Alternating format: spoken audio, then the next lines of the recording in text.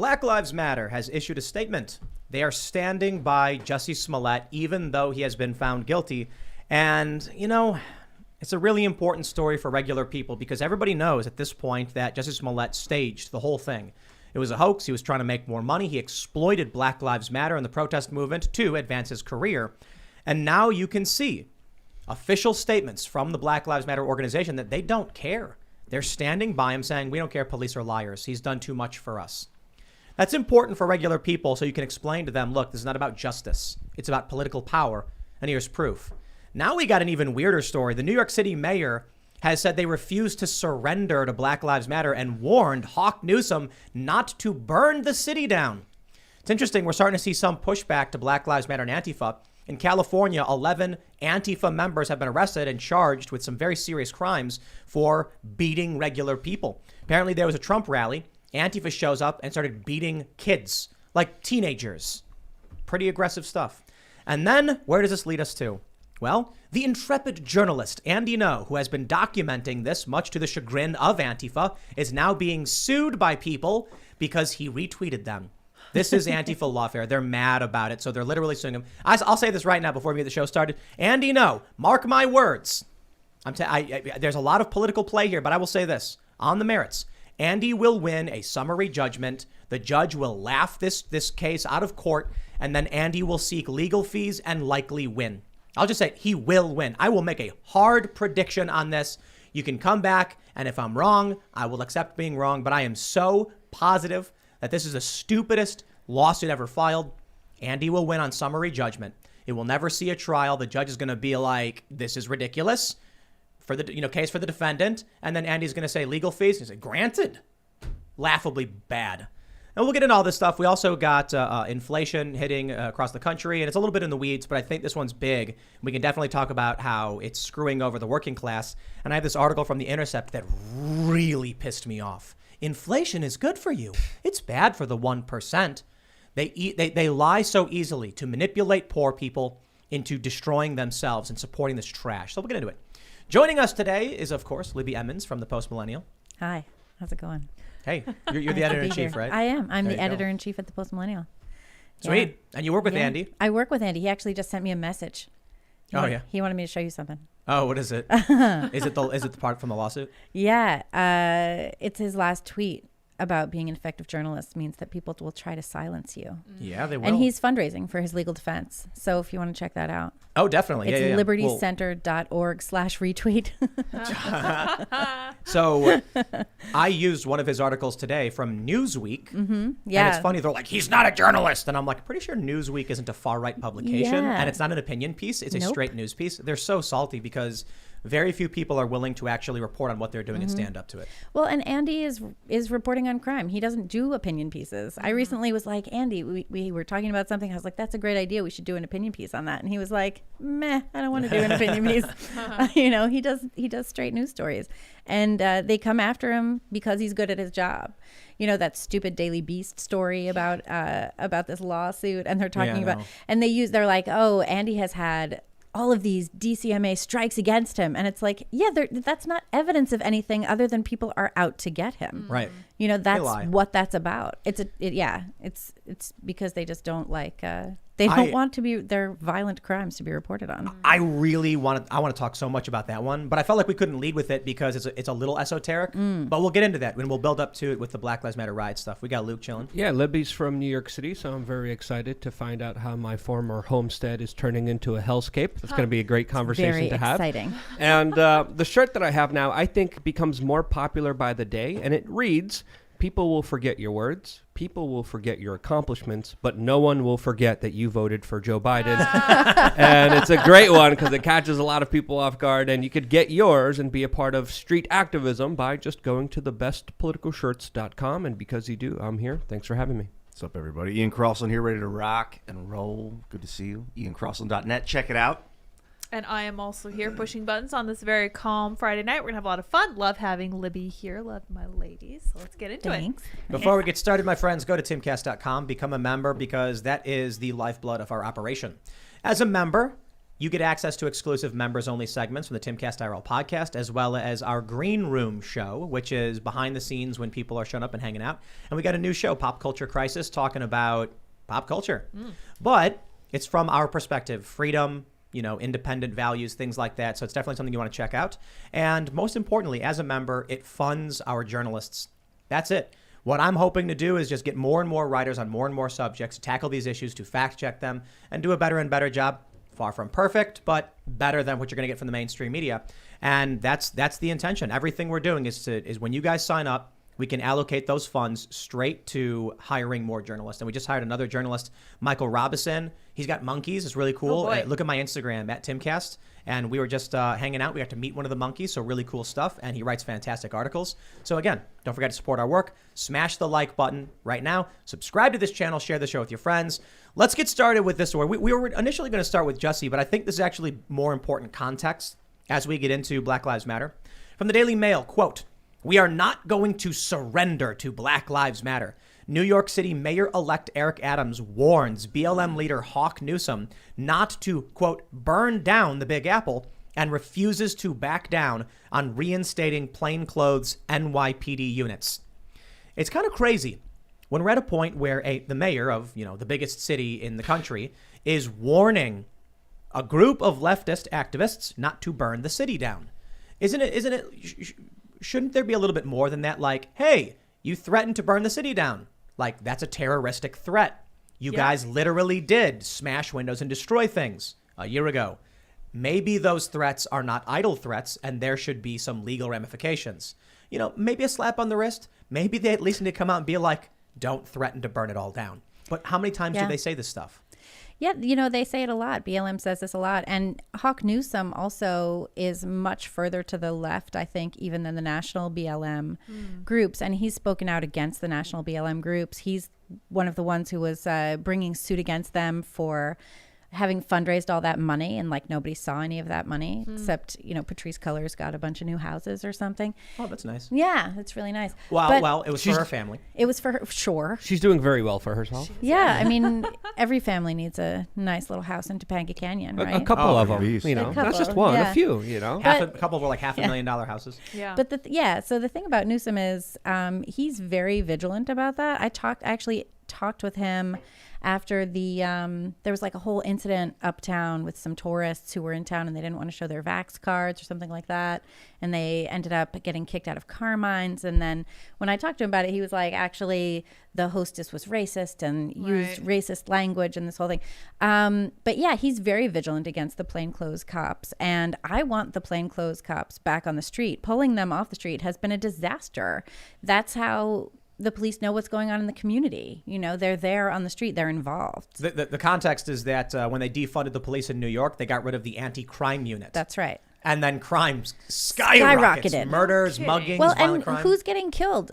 Black kids are getting killed. Yeah. That's what's happening. Black people are getting murdered. So, people were shocked. The super lefties that I know were shocked when Eric Adams won the Democratic primary, which essentially meant that he was going to be mayor, which he is going to be.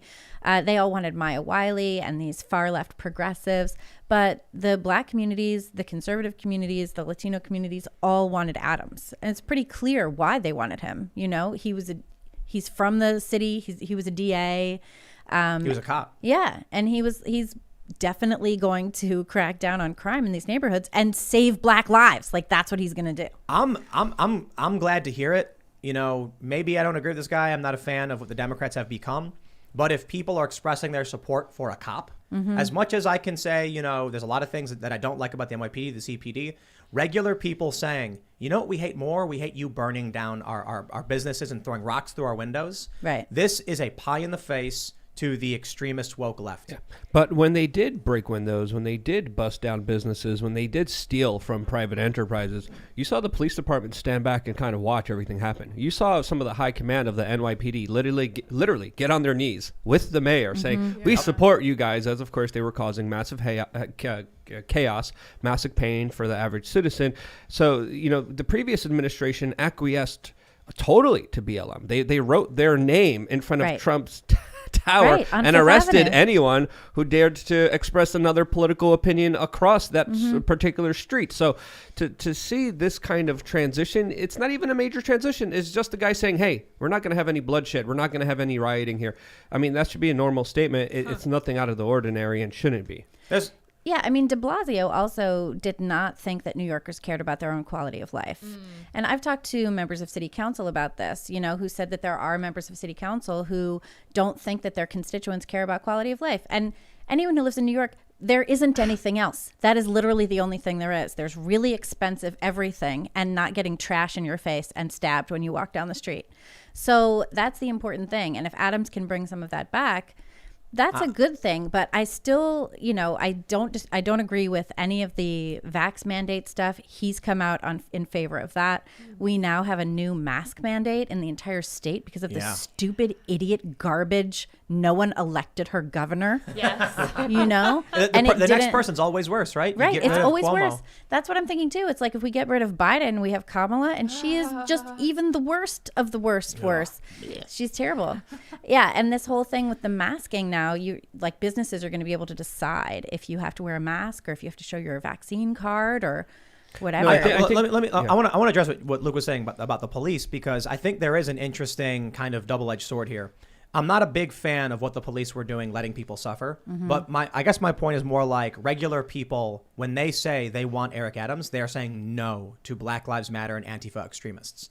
And we needed people to stand up and say something to that. Now, it is, I think, an issue when you have a police department and you have the whole city and the core Democrat movement being like abolish or defund the police. Well, it's no surprise that when the cops are like, we don't have the resources to deal with this, so we're not going to deal with it. You can't expect me to go out and then put my life on the line when you will not stand up and defend us as well. Right. You had in New York, I think it was in New York, the police came out and said, we are being slammed in the media for all of these crimes when there were 375 million police interactions and only, I think it was like 9 unarmed black men being killed, or like 13 That's right. or whatever. Yeah. So the media is just drumming up all of this hate for cops when 99.99% of cops are just like routine stops. Right. That's Well, exactly most of right. them, but they got bad they also did shut down private businesses in Staten Island that That's were the going one. against the lockdowns. The NYPD it's one of the most funded police departments, I think, in the entire world. I believe their budget, correct me if I'm wrong, I think you would know this more than I would, Libby. Their budget was $6 billion. Now it's $5 billion. Is that correct? They did pull a billion. Yeah, Yeah. but it wasn't the NYPD shutting down restaurants in Staten Island. It was the sheriffs. That was the state. That was under Cuomo's jurisdiction. Yes, but it's still police officers that came in. It was, but Yeah. it was not the NYPD. Okay. Because the NYPD, if you were walking around going to, basically were speakeasies during the pandemic, the NYPD did not come bother you at all. They brought in state troopers. It was, that was what was going on in Staten Island. That was not NYPD. That's corruption. Well- These cops that are basically like Attila's Gym in New Jersey. The local cops showed up, and the cop said something like, "You're in violation of public ordinance." That being said, have a nice day, folks, and they all clapped and cheered. Right. So what did the city do? They called outside departments to come in, and the outside cops, with a smile on their face, were like, That's right. "I don't know you. I don't care about you. Screw off." Callousness. That to me is like, you know what, man? These cops may be from out of the community, but people need a way to like call them out, shun them for violating human rights. The decree of an executive does not give police the authority to do these things. No, I mean, people have to stand up for their own values. And it turns out that's one of the hardest things for anybody to do, is to have a value system, make their decisions based on that value system, and to uphold it with their This is their why lives every day. This is why I'm like, during the whole George Floyd riots and stuff, I was kind of like, in many circumstances, if the cops aren't going to defend people who want to abolish the police, I mean, good. This is what people have asked for, and the cops are Right. giving it to them. Right. That being said, when you then get police going to small businesses and putting the jackboot down, I'm like, you want me to defend you now? Not gonna happen as an institution. Well, in a lot of it's not the police that are going around, enforcing these restrictions. It's individuals and business owners who are That's right. enforcing the restrictions. For the most part, New York especially. Yeah, and that's sort of the worst case scenario, I think. If it was police coming in, we could all be like, no, police, Don't do that.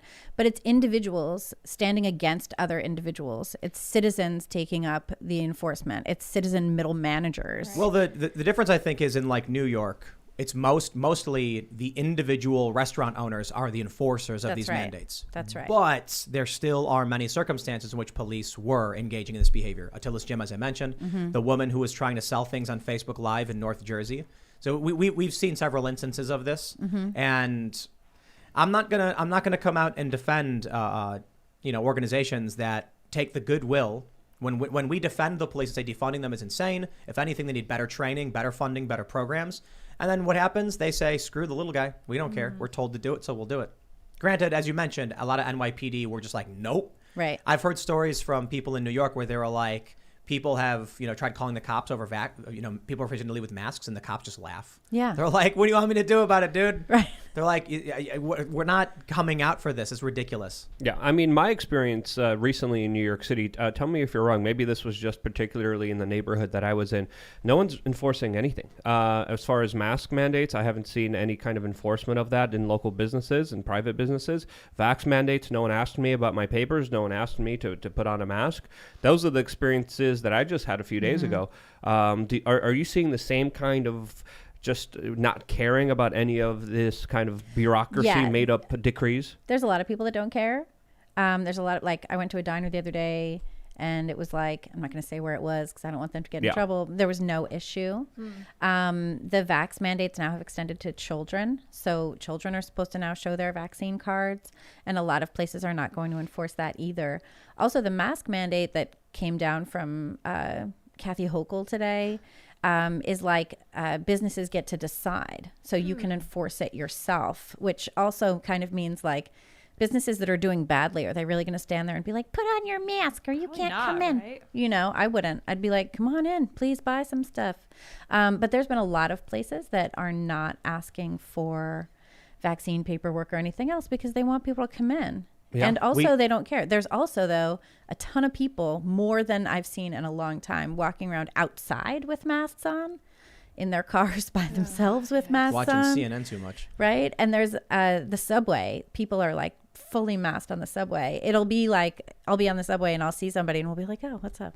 Nice. I want to pull up this story. 2 people without a mask on. We have this story from Star Tribune, and this is despicable. Yikes. Albert Lee restaurant owner found guilty of violating state COVID mandate. A jury of 3 women and 3 men took only an hour of deliberation to convict Lisa Hansen. She was sentenced to, where do we have the sentencing down here? It's there we go.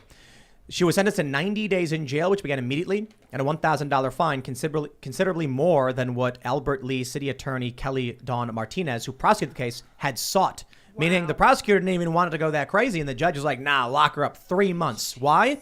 Because she opened her wine and beer bar, flouting Tim Walz's executive order to shut down last winter during the COVID-19 pandemic, and was found guilty of 6 criminal misdemeanor counts Thursday by a Freeborn County jury. It was cops who came and arrested her for this. This is Minnesota. This is Minnesota. She fled to Iowa, and then sheriff deputies came and arrested her. So these are people, these are officers. Look, you got to understand, in places like New York City, as much as you might be saying like, well, the NYPD weren't the ones going out and doing this, the leadership are appointed by Democrats. They do not believe in the same moral systems, moral frameworks, and values that we here do. Right. Just because we might be like, there are good cops out there and they're besmirching the name of officers over, a few fringe cases, you need to realize that in places like Seattle, there are Antifa cops. Right, there sure are. Yeah, I mean, there was an Antifa person running for the basically like Attorney General of the city in Seattle. And then, she lost, but she was entrenched, she was running for that. It's interesting too. I was talking to some friends about this the other day. There's definitely a difference today between the way that Republicans and Democrats, conservatives, liberals, whatever terminology you want to use, approach things. It used to be that everyone basically seemed to have the same goal. And the question was, how do we get there? What is the process? I don't think there's the same goal in mind at all. And I don't think that there's even a similarity of worldview at this point. Yeah, I think for the most part, everyone's become increasingly selfish. And like the judge in this case or the prosecutors, they're just basically like, I'm going to get mine.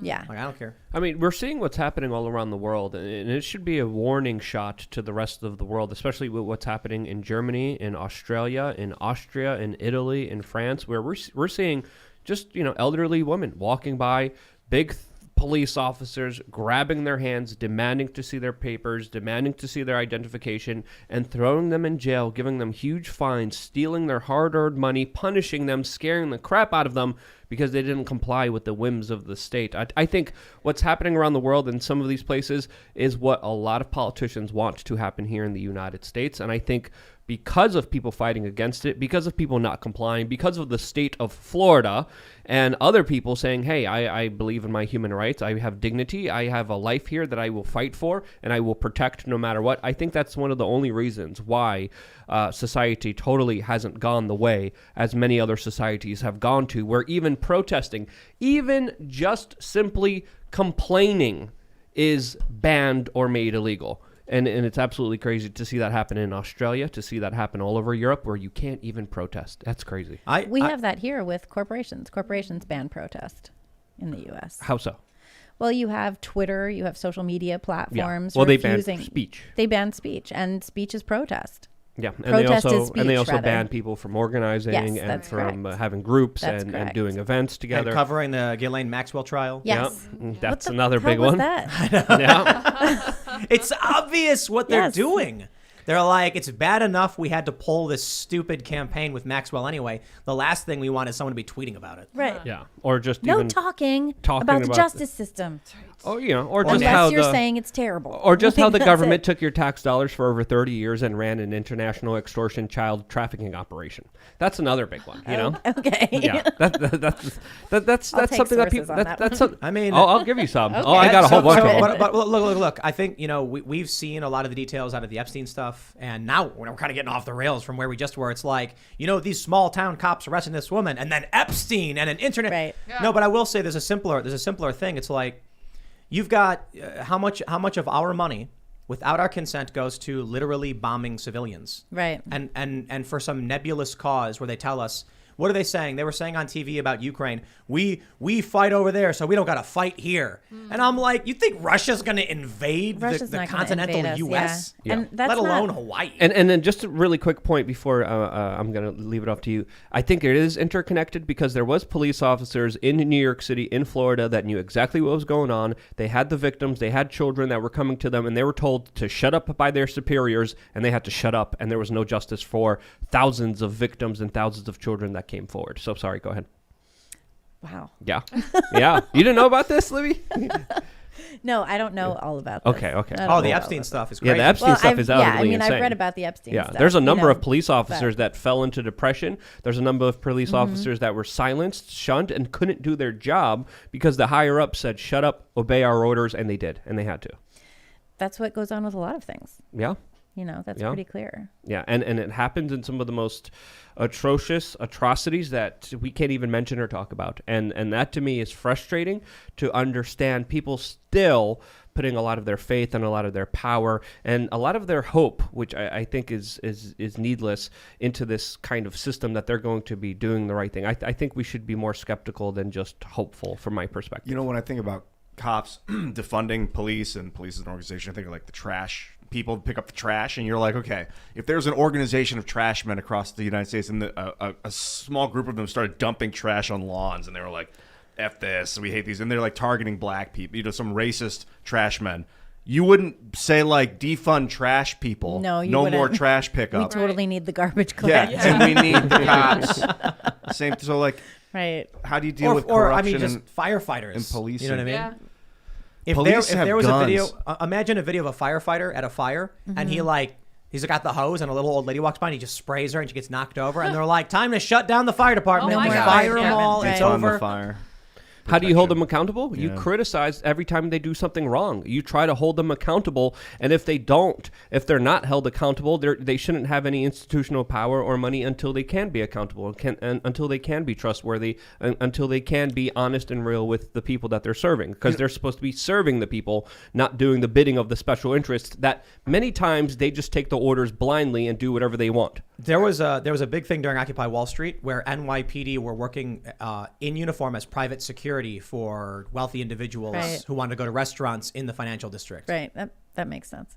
So you come out as a protester and you see police officers in uniform, badges and everything, and then you realize they were hired as private security for the wealthy elites of New York City. Yeah. There's a lot of cops That- that moonlight as security. But in uniform with their badges.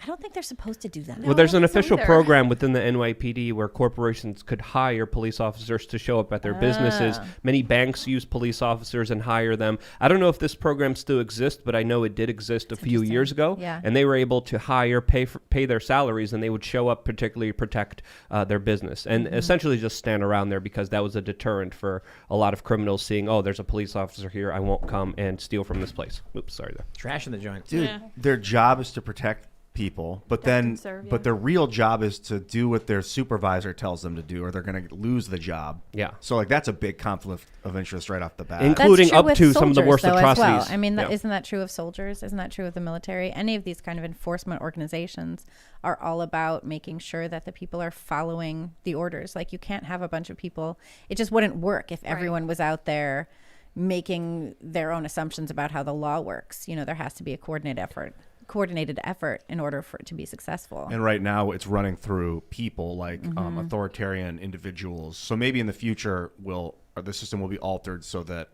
we'll be able to police without having authority telling people what to do. I don't think that's really how it works. I think there always has to be authority to tell people, if you're going to have some sort of army, people have to follow the orders in the army. What I'm about not policing though? policing. I mean, in New York City, like that's an army to Yeah. a certain extent. Yeah, how many is Yeah. like 30-something thousand? It's a lot. It's a lot of people. And the thing, too, that happened in New York is that a bunch of low-level crimes basically got decriminalized and stopped being prosecuted. Right. So that just opened the door for criminals to do bigger crimes, you know? And the way that the smaller crimes worked, I was actually listening to a podcast about this with Inez on Inez's, Oh, nice. Inez's Nice. podcast. But essentially, the idea is that those low-level crimes are now decriminalized. The idea was not that those low-level crimes are there to be prosecuted and send people to prison. It's so that police have an intervention point, an early intervention point, right? So if you're standing there on the street corner smoking a joint, then the police can be like, hey, what's up? You're standing here on the street corner smoking a joint. That's an intervention point. Right. If turnstile jumping, right? Hey, you just jumped the turnstile. That's an intervention point. What else is going on? Right. And when you have a bunch of crimes, right? And then people plead down once they're in the court system. So then you have like, this person went up for a drug offense for, 5 years. Did they really go up just for the drug offense? Like, they pled down a whole bunch of other charges and landed with one and took a sentence. It's sort of interesting. I hadn't thought of it in those terms, but it makes sense when you start thinking about it in that way. Let's talk about some wins. We got the story from Newsweek by journalist Andy No. Oh. Prosecutors make first move to break up Antifa cell as 11 activists charged with violence. Now, this is not an opinion piece. This is a factual news report by Andy No for Newsweek. And the reason I'm emphasizing a factual news report by journalist Andy No is because Antifa and these extremists have tried their hardest to smear and besmirch his name simply for reporting on what they do. This is it. Newsweek is not some far-right publication or some conspiracy blog. Newsweek's actually fairly left-leaning. And here we have a factual news piece. You see, prosecutors are actually going after Antifa. They say, Andy writes, this week, the San Diego County District Attorney's Office charged 11 alleged Antifa members with felony conspiracy and felony assault charges, among other crimes, in a riot case where supporters of former President Donald Trump and random bystanders were beaten in Pacific Beach, California in January. 8 suspects were arraigned this week. They have all pleaded not guilty. There's videos of what happened. There are reports that there were minors who were simply walking down the street and Antifa decided to attack and pepper spray them. There was a guy who was apparently longboarding with his dog and they pepper spray this guy for no reason because they assume if you're there, you must be a Trump supporter. Oh, hey, I'm curious here. You know, I think we should be happy that finally we're seeing law enforcement go after Antifa, right? Mm-hmm. This is finally, how long has it taken? But my concern is it too little too late? And is it just kind of a show, some appeasement? You know what I mean? Are they actually going to get serious across the board around the country and deal with this extremism? Well, I want to know exactly what happened in this particular case before kind of espousing an opinion on it. But what brings me to think about, when I hear about this story was just a few months ago when Antifa was caught celebrating because their opponents were being arrested. They were celebrating when the FBI was going after Trump supporters. Yep. And my first comment on them celebrating it, it's only a matter of time until the state turns against you and starts arresting you. So I think this could be the first of that. I still don't know a lot of the details around this case, but did they have any charges against these individuals? Yeah, Do felony we know conspiracy and felony assault. Yep. Okay. Among other crimes. Yeah. Yeah. Nice. Do they know? Let me see if I can come down. They come. Yeah. Okay. So we have, Samuel Ogden charged with felony conspiracy and assault. We've got Jesse Cannon, felony conspiracy, felony assault. So basically they're all being charged similarly. And it's for trying to cause a great bodily harm to individuals. They're fundraising to try and try and deal with this. These people thought they were untouchable. Yeah. They felt like that the cops couldn't do anything. They were right. And you know what? For several years, that was the case. Right.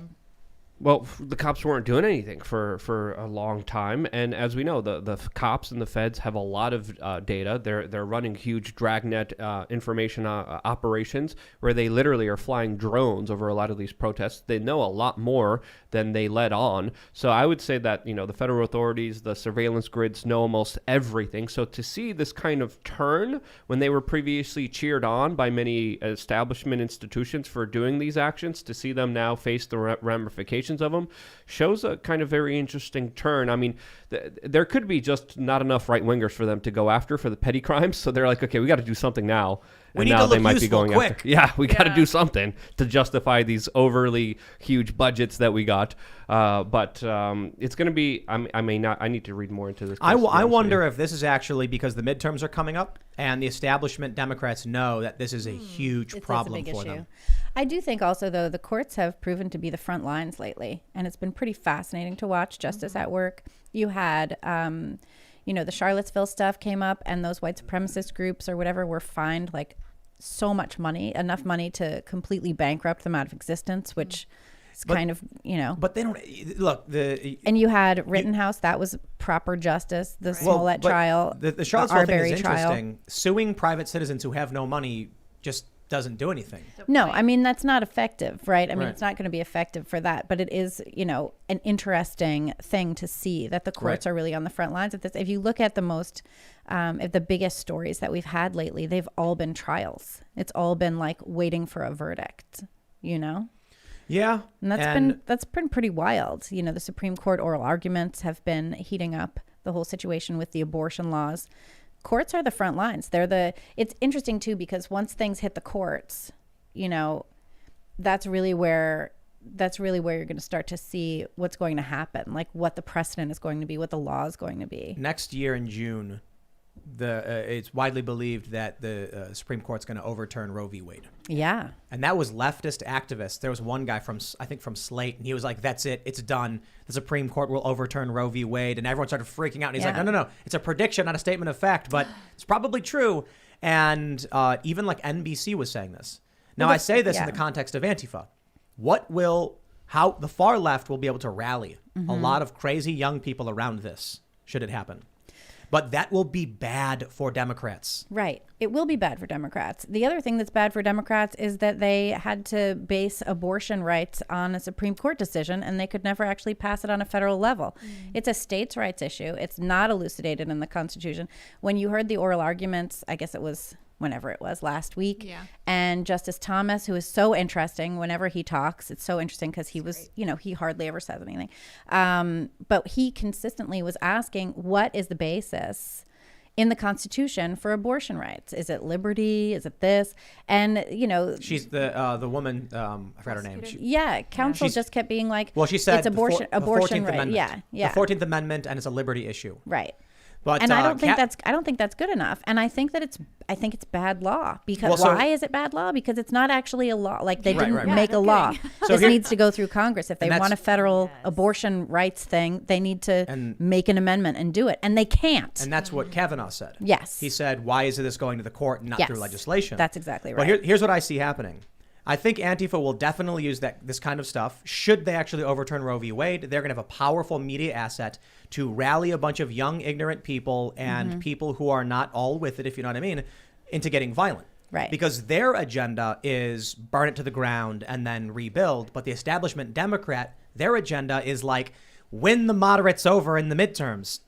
You've got a flailing economy. You've got abysmal job growth. You've got the Democrats trying to claim that we're in the Biden boom period. I'm like, you can only lie so much when people can't buy cereal anymore. And you're going to add to that the extremist crackpots going around smashing up windows, and they know it. So I wonder if this is preemptive. Because they're like, if we don't start arresting these people, they're going to go nuts, and it's not going to be a red wave, a red tsunami. It is going to be a red great flood. Yes. Build your ark now. Right. I'm looking into this, and these are not federal charges. It looks like this was charges from the San Diego County District Attorney. San Diego has a lot of right wingers in there, so it wouldn't surprise me if this was like a local effort for them to go after individuals that target other people and hurt them, because they worked with other local police departments, and it looks like they have a very solid case here, as they also were able to get a whole bunch of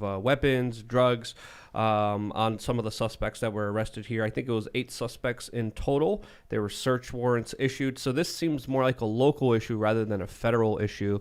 I think that also matters. That's fine. Yeah. Why should it not be a local No, issue? I'm not saying it matters. I'm just saying that it is a local issue. It's not a federal issue. Yeah, but where California leads, the rest of the country follows. And I'm really optimistic that this precedent will kind of set the stage for some other cities to do the same thing.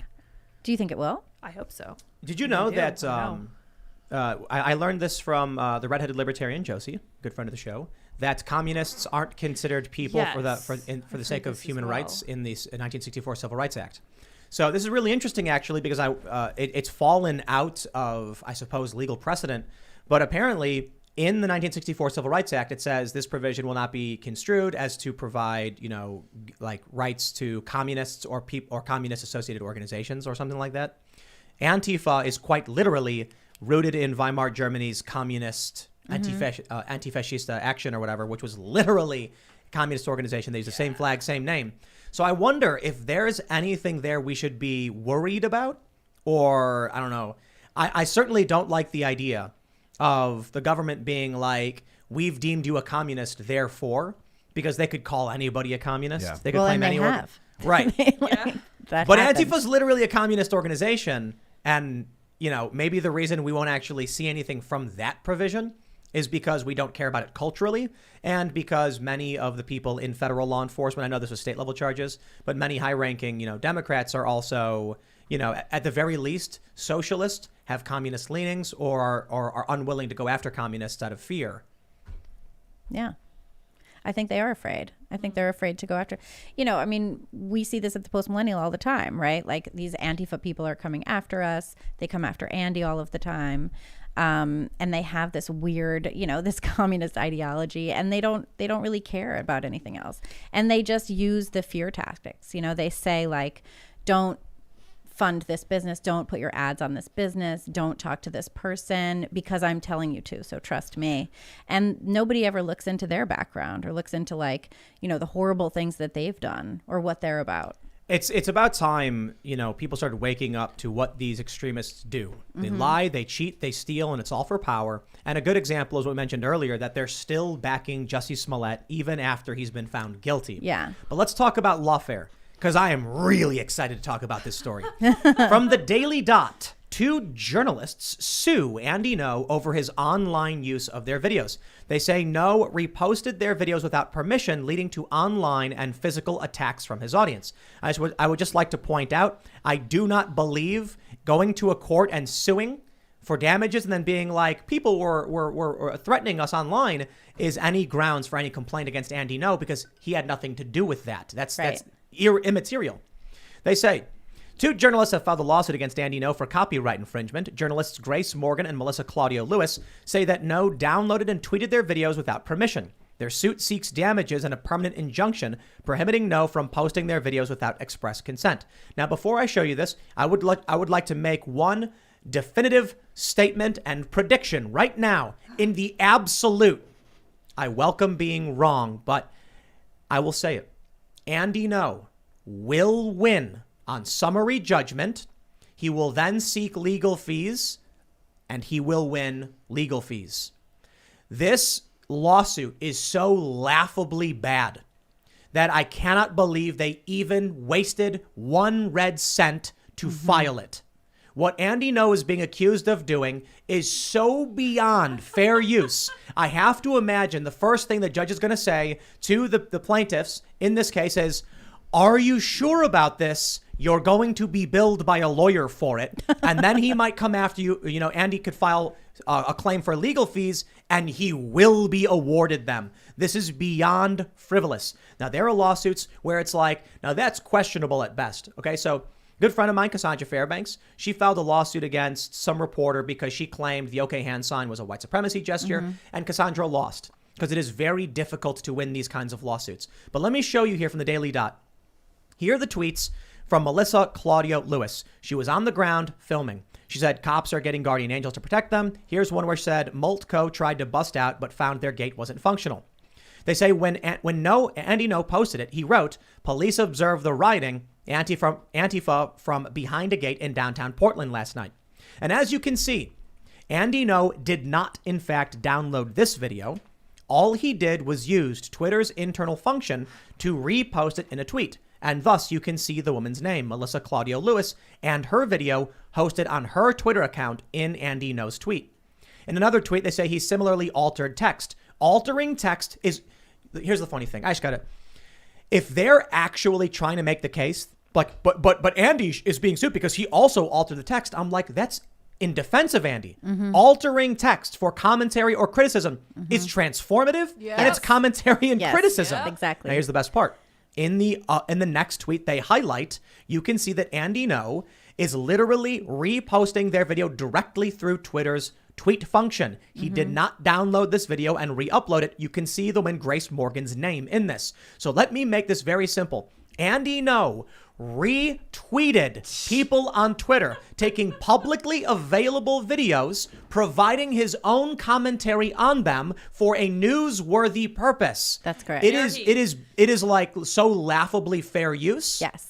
That he is going to win summary judgment. That means there will be no trial. The judge is going to read it and be like, dismissed. Get out.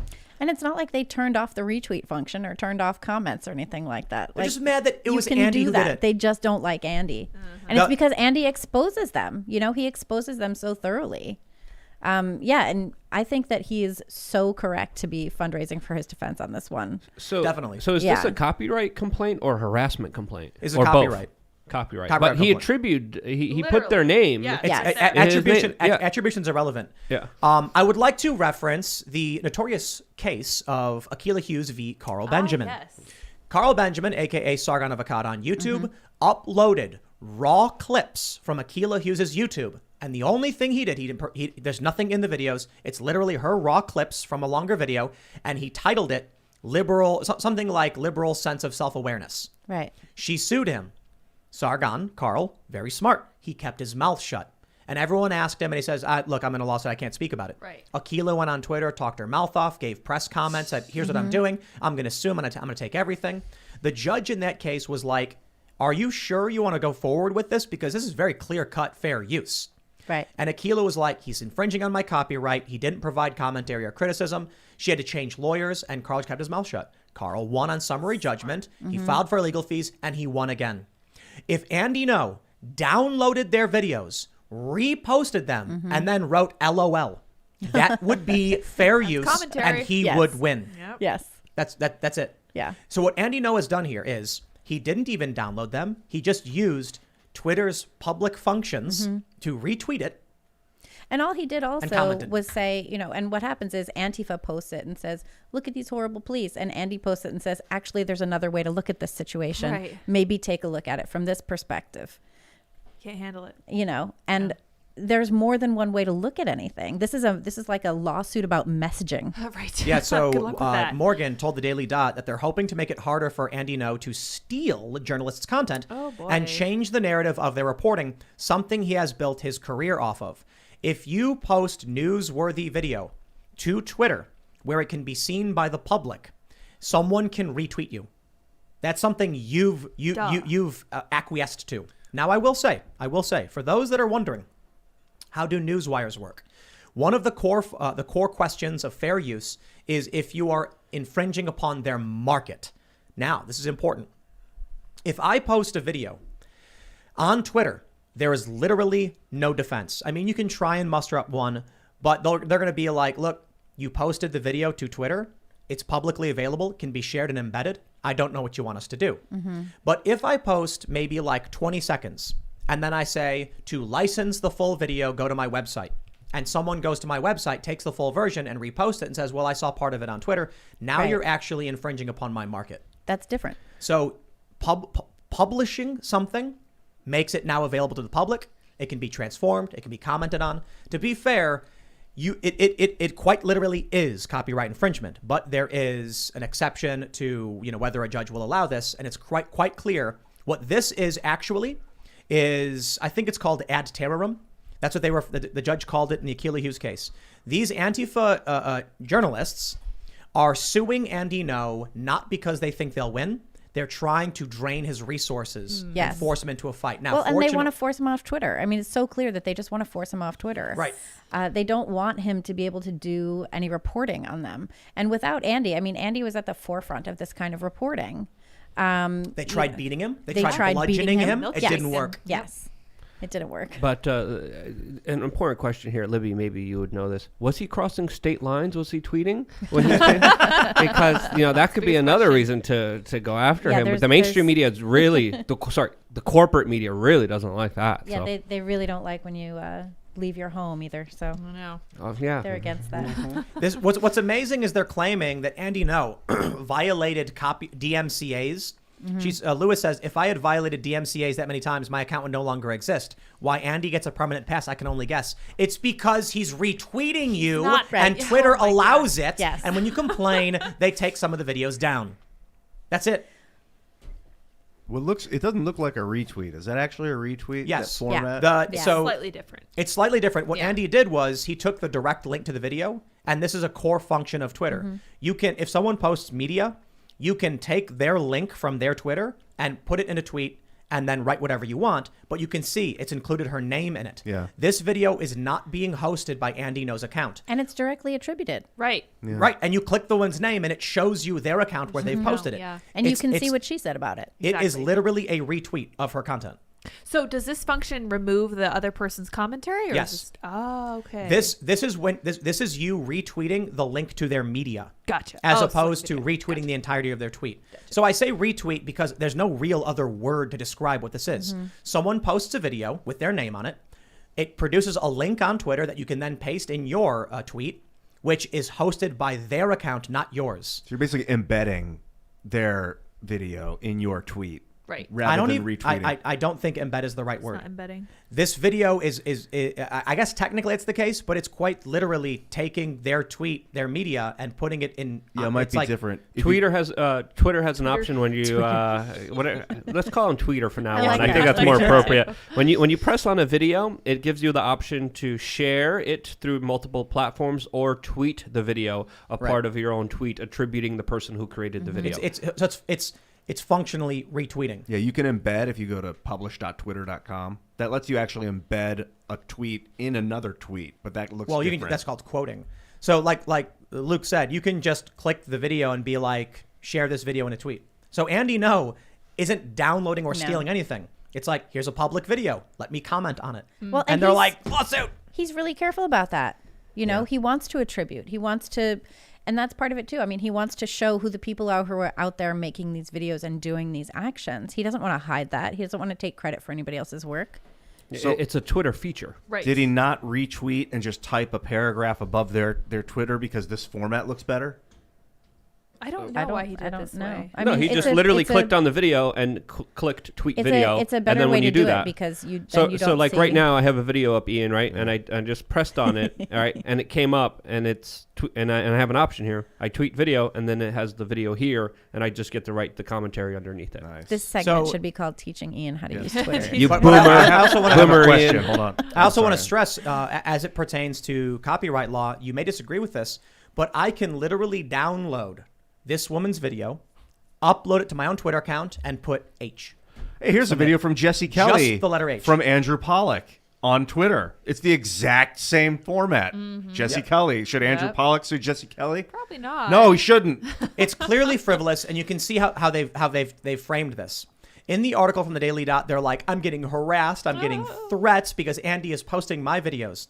What they don't like is that when they publish this information, they want to control the narrative. They want to frame it as negatively as possible for the police and for the city. And Andy can take the video, provide his own commentary, and that's quite literally, look, to say it's fair use, it would be like, imagine there is a 20-foot tall giant with a big shirt that says fair use incarnate. That's Yeah, what it is. that's- Is it- yeah. there's no question. Like the judge is going to be like, I'm confused. This is fair use. And they're going to be like, but I'm getting harassed. And he's going to be like, I don't understand. What? Bummer. What? Sorry, What are you dude. talking right, about? right. Also, online harassment. Who doesn't get online harassed? Doesn't mean, doesn't everyone that does. happen to everyone? Yeah, the definition Who has changed. cares? The Yeah. definition of harassment is definitely changed. When we would do terms of service at Mars, it's like it's not the same as like harassment from the 80s. That was Right. when someone was like banging on your window and That's yelling. totally different. This is like you wake up and somebody's like, I hope you get killed. I woke up to this the other day. Actually, Andy was like, Libby, they're saying nasty things about you now. And I was like, oh, Oh, good. that's new. Thanks. That's great. Wonderful. And this is why I think, this is why it's important to support independent journalism. It's why it's important to support journalists like Andy or outlets like the Post Millennial, because these people are coming after us. They're not coming after us for any reasonable reason. We're not doing anything wrong. They just don't like that we're actually reporting on their criminal activities. They don't want to be called out. They don't want anyone to look at their activities from the perspective of, you guys are committing crimes. You are hurting other people, actually physically hurting other people. And now you're whining that somebody's saying something nasty about you on Twitter. You're out there injuring others. I'll say this too. There are a bunch of accounts that go into the members only section of timcast.com and post those videos. And that is where they're arguably not in fair use territory. And the reason is, although they're providing commentary or criticism on our videos, this was where it gets a little bit murky. By publishing stuff that we have behind a paywall, it's arguably infringing upon our market by giving away our content for free. However, personally, I'm still fine with it. Right. Like when I see the leftists and they're like, Tim Pool and his members only said X or Y, I'm like, look, it's commentary, it's newsworthy. I don't like they're giving this stuff away for free, but it's kind of a preview. Yeah. So I'm not going to be bothered with dealing with it, and I honestly welcome the commentary and criticism.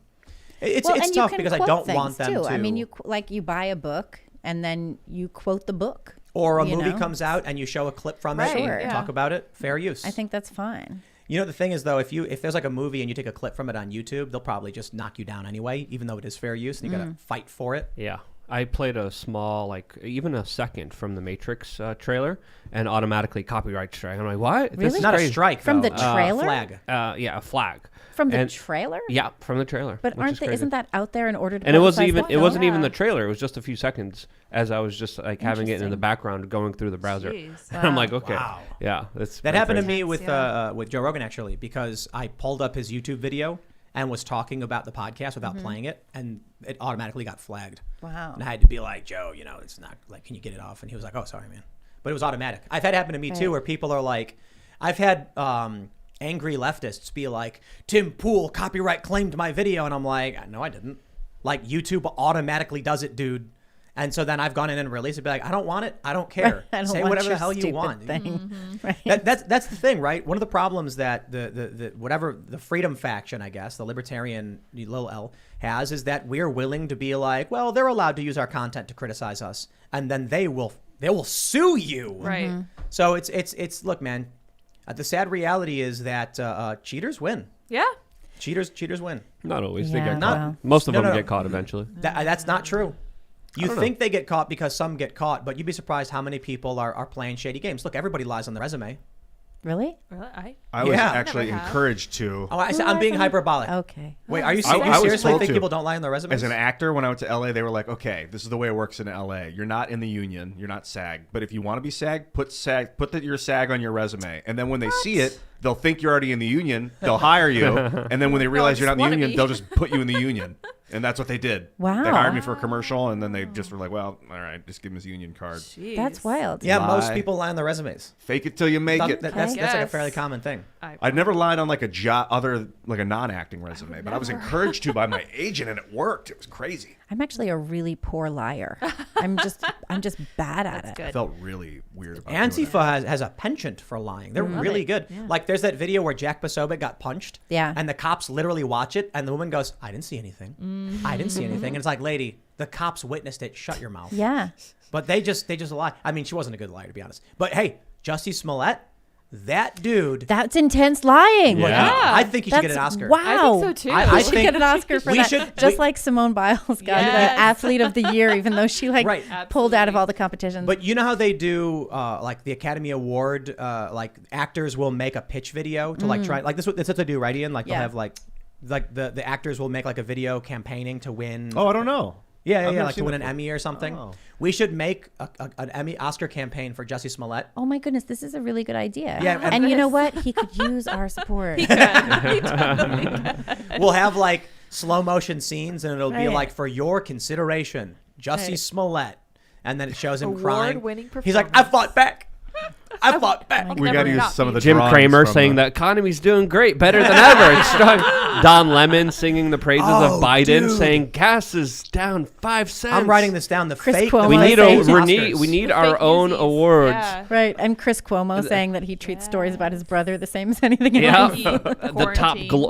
We also need a top globalist award. Who's going to get the most? Most. And it's yeah, always it's always Klaus. Klaus, Andrew Cuomo Gates, get a book? Soros. No, it's always just Klaus. He won an Emmy. Who was it that won an Emmy? Was that Andrew Cuomo? Andrew Cuomo. Yeah, you got to Yeah. get that in He there. had to give it back though. For your consideration, He had to give it back. I the think fake so. news Yeah. Emmys. He had a huge book deal too. Yeah, It's I know. crazy. Did he think- give the book and deal Chris back? Cuomo's book deal is scrapped too. It's dead. Oh, Andrew yeah. Cuomo just like single-handedly ruined that entire family. Yikes, the whole dynasty. Really, Aw. you know. I mean, I guess he did get the Tappan Zee Bridge renamed after his dad, Yeah.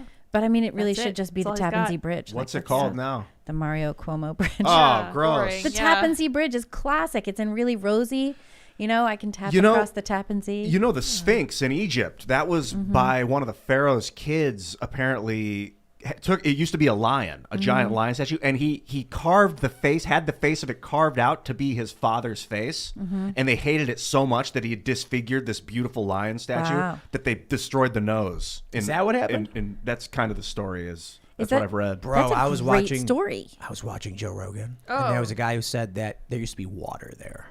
There was like water damage on the Sphinx. Like an east to west That's river, cool. like the largest Yeah. river on Earth ran east to west across the Sahara. Oh, that's crazy. That's Wouldn't ocean surprise me, sand. yeah. and they said Yeah, that means for the real. Sphinx is older than we realize. Yeah. Yep. That was a super crazy episode. So That was so cool. cool. When humans and lions. And now we're totally derailed. What were Yeah, we a talking little about bit. again? We're talking Jussie We were Smollett. no, Smollett. Assange. We Yeah. were talking about Julian Assange. No, we No, we weren't. weren't. We Yes, didn't yes, get we that. were. You're right. We Cuomo are. renaming the bridge after his Right. father, and then how the Egyptians were so angry that he did that, they defaced it. I think I did write this down. I think we should put together a fake news Emmys. Absolutely. And we should have like Ooh. Jim Cramer saying the economy is doing well. Joe Biden saying no mandates, that kind of thing. Jussie Smollett crying on TV. I think Jussie's gonna take it, man. Because let's be real, all right? We offer a Politics- prize. We offer a prize reward, and he'll definitely have to We'll come. totally go for I it. will Yeah. quite literally get a big $1,000 check Let's do it. and literally offer it to them and give them the You check. mean like give them a money. giant one, like on Oversized Happy Gilmore? check. That's Like right. the- And they stand holding up the fake news Emmy award and take a picture with it, and they will get a check for $1,000. They Yes. for themselves or to the charity of their choice.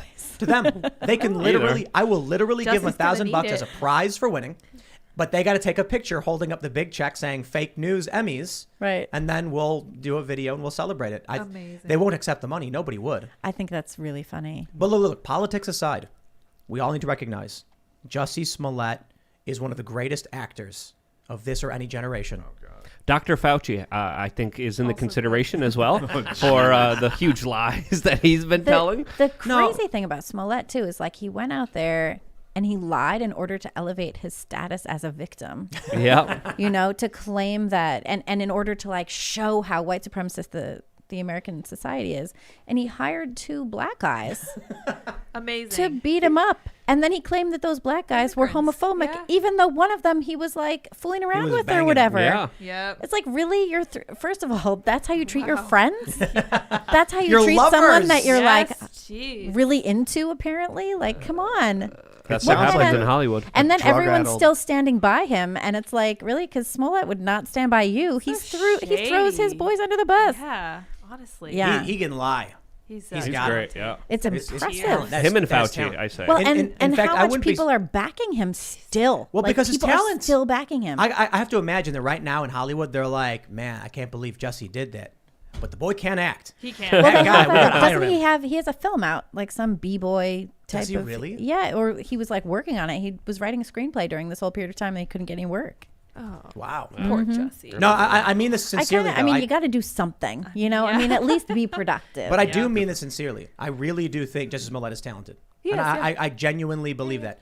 You know, when he went on TV and he kept a straight face and the way he lied and the way he played everybody, the dude really can act. And you got to understand that a lot of these actors, when they're on movie sets, they have, you know, cut, try again.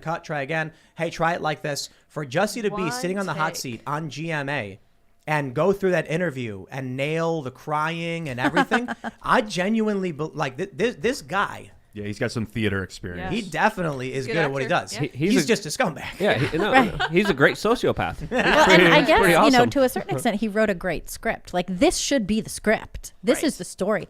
Nobody cares what he thinks about anything else. Like, this is the story. And he could play himself. Yeah, absolutely. Or he should play one of the Osundari. Yeah, that'd be better. That would be better. Yes.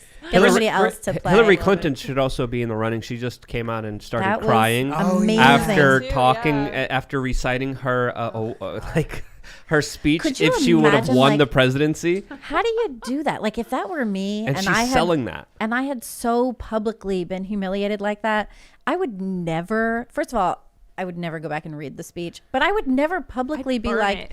my goodness, to go out there and show everybody. No. Your She's horrible now failure. shilling a And course where everyone's she's getting- charging people I know, money. I know. But everyone's should- still backing her. We should. Also, how much Clinton was on the Epstein plane. I would have trouble I'd just stay like out of the facing limelight. society. I would be like, and I'm over here in Chappaqua. Yeah. We're gonna have a tea. Real quiet. Gonna When get we some do finger the sandwiches. when we do the Hillary Clinton for your consideration for the fake news Emmys, we can do one of two things. One, where she's like, "I'm now going to read you my speech where I have to won the presidency," and then she like briefly turns into a lizard, and then puts eye drops and gigantic lizard eyes, and then changes back and goes, Oh my or gosh. she could be a robot. And she's sitting there going, engage, crying sequence, and then water just sprays out of her eyes. violently. Like an was- anime character. She's like, it was watching her cry. I'll do air quotes here. Ugh. I was just like, wow, does she think that like, I wonder if she actually can cry. I wonder if she's like hardcore know. sociopath and she can't lie. Absolutely. But from my own personal perspective and opinion, I mean, what else do you need to know about a career politician that literally has celebrated the brutal torture and death of Muammar Gaddafi?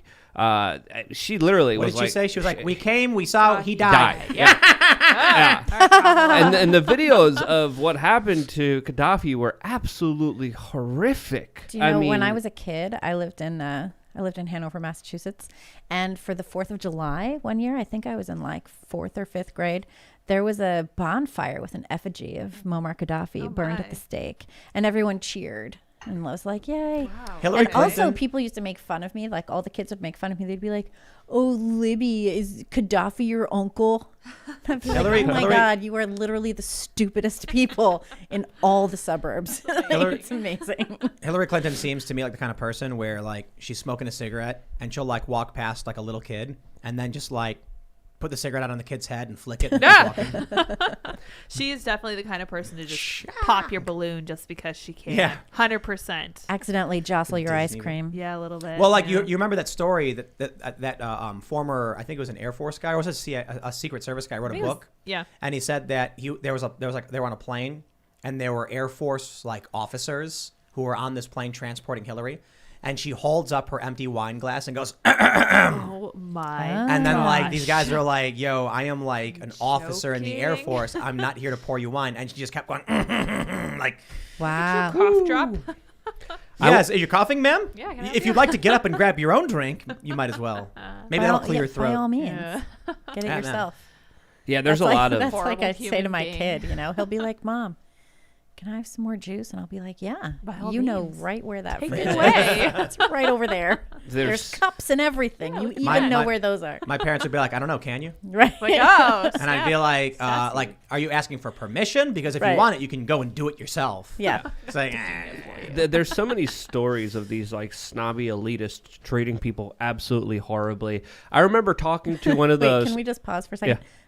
The snobby elitists are treating people badly? Yeah, who would have Yeah, thought? I don't know. How could that believe that, be? Luke. But I Do you have remember, evidence? I remember, Little bit. I have a hunch, just a little bit there. But I remember even talking to one of the staff members that was helping out the Bilderberg group, and they were serving the Bilderberg members, and they were told specifically, don't look them in the eye, don't start conversations, don't talk to them, look down and make sure that all their needs are served whenever they might even have a need, or you might think they might have a need. Yeah, so It's like on Faulty Towers. Don't yeah. talk about the war. yeah, and they literally can't even look people in the eyes as they're serving them, and they're supposed to look Jeez. down the whole time, and it's just utterly ridiculous. It's kind of weird with that kind of elitism now because you'll go places and the staff is all masked up. And Yeah, Oh, yeah. nobody you else don't is, have to. yeah. And it's And Nancy gross. Pelosi doesn't have to. She's Yeah. It's she's like very in, happy. No, Pe- but someone she's pointed this fined out. Marjorie Taylor Greene like a whole ton of money for not masking, and she doesn't do it herself. Someone pointed out that in the Hunger Games that there was the capital city had servants who had their tongues cut out and had to wear Yes. masks or something. I forgot what they were called. You guys remember what they were called? I forget, but they just had their tongues cut out. They didn't have to wear masks. Oh, They were- okay. Something about No, I'm the pretty Fox. sure there was an image of them like wearing masks. I'll look it up. I'll look it up. Yeah, I don't know. People in comment and chat can get us on that one. But is it any surprise to you that this is what humans do? You know what I mean? Avoid eye contact I- because when you make eye contact with someone, you're stealing their energy and you're changing the way their brain works. So these people don't want to be tainted. There's no joy in treating people badly. You know, For some people, there is. It's like I found this too. You know, during the pandemic, but even before, like if I'm going to go into a place, if I'm going to, I don't know, buy something from a person or order something, we're both experiencing this moment of life together. Like, let's just have it not suck. Yeah. You know, let me acknowledge you. You can acknowledge me. We're here get together. along. Yeah. There's no issue. I was in a restaurant on my birthday. I took my son out for like seafood feast basically for my Right. birthday, which Ooh, is my fun. favorite thing.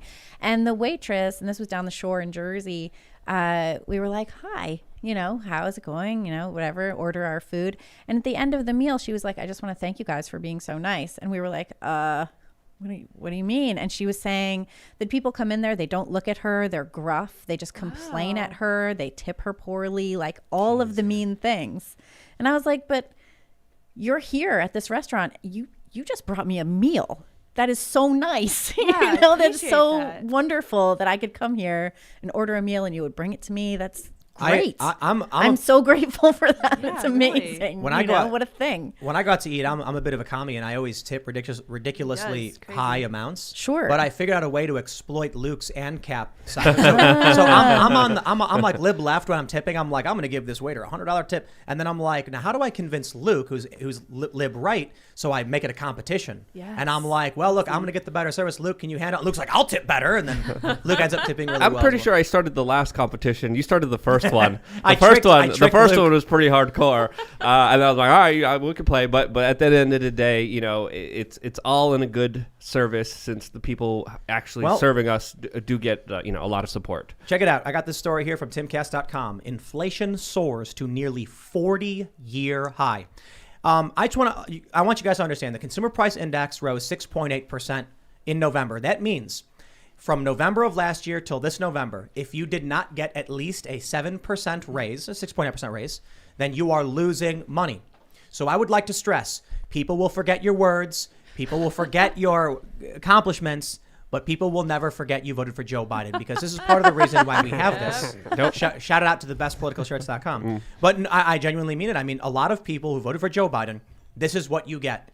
Now, I think we all know that inflation has been really, really bad. We don't need like the latest metric to make us understand this. What I really want to get at, as we're ragging on the snobby elites, is this article, which this one lit a flame in me from The Intercept. Inflation is good for you. The Don't Intercept is panic such a over rag. milk prices. Inflation is bad for the 1%, but helps out almost everyone else. Oh, okay.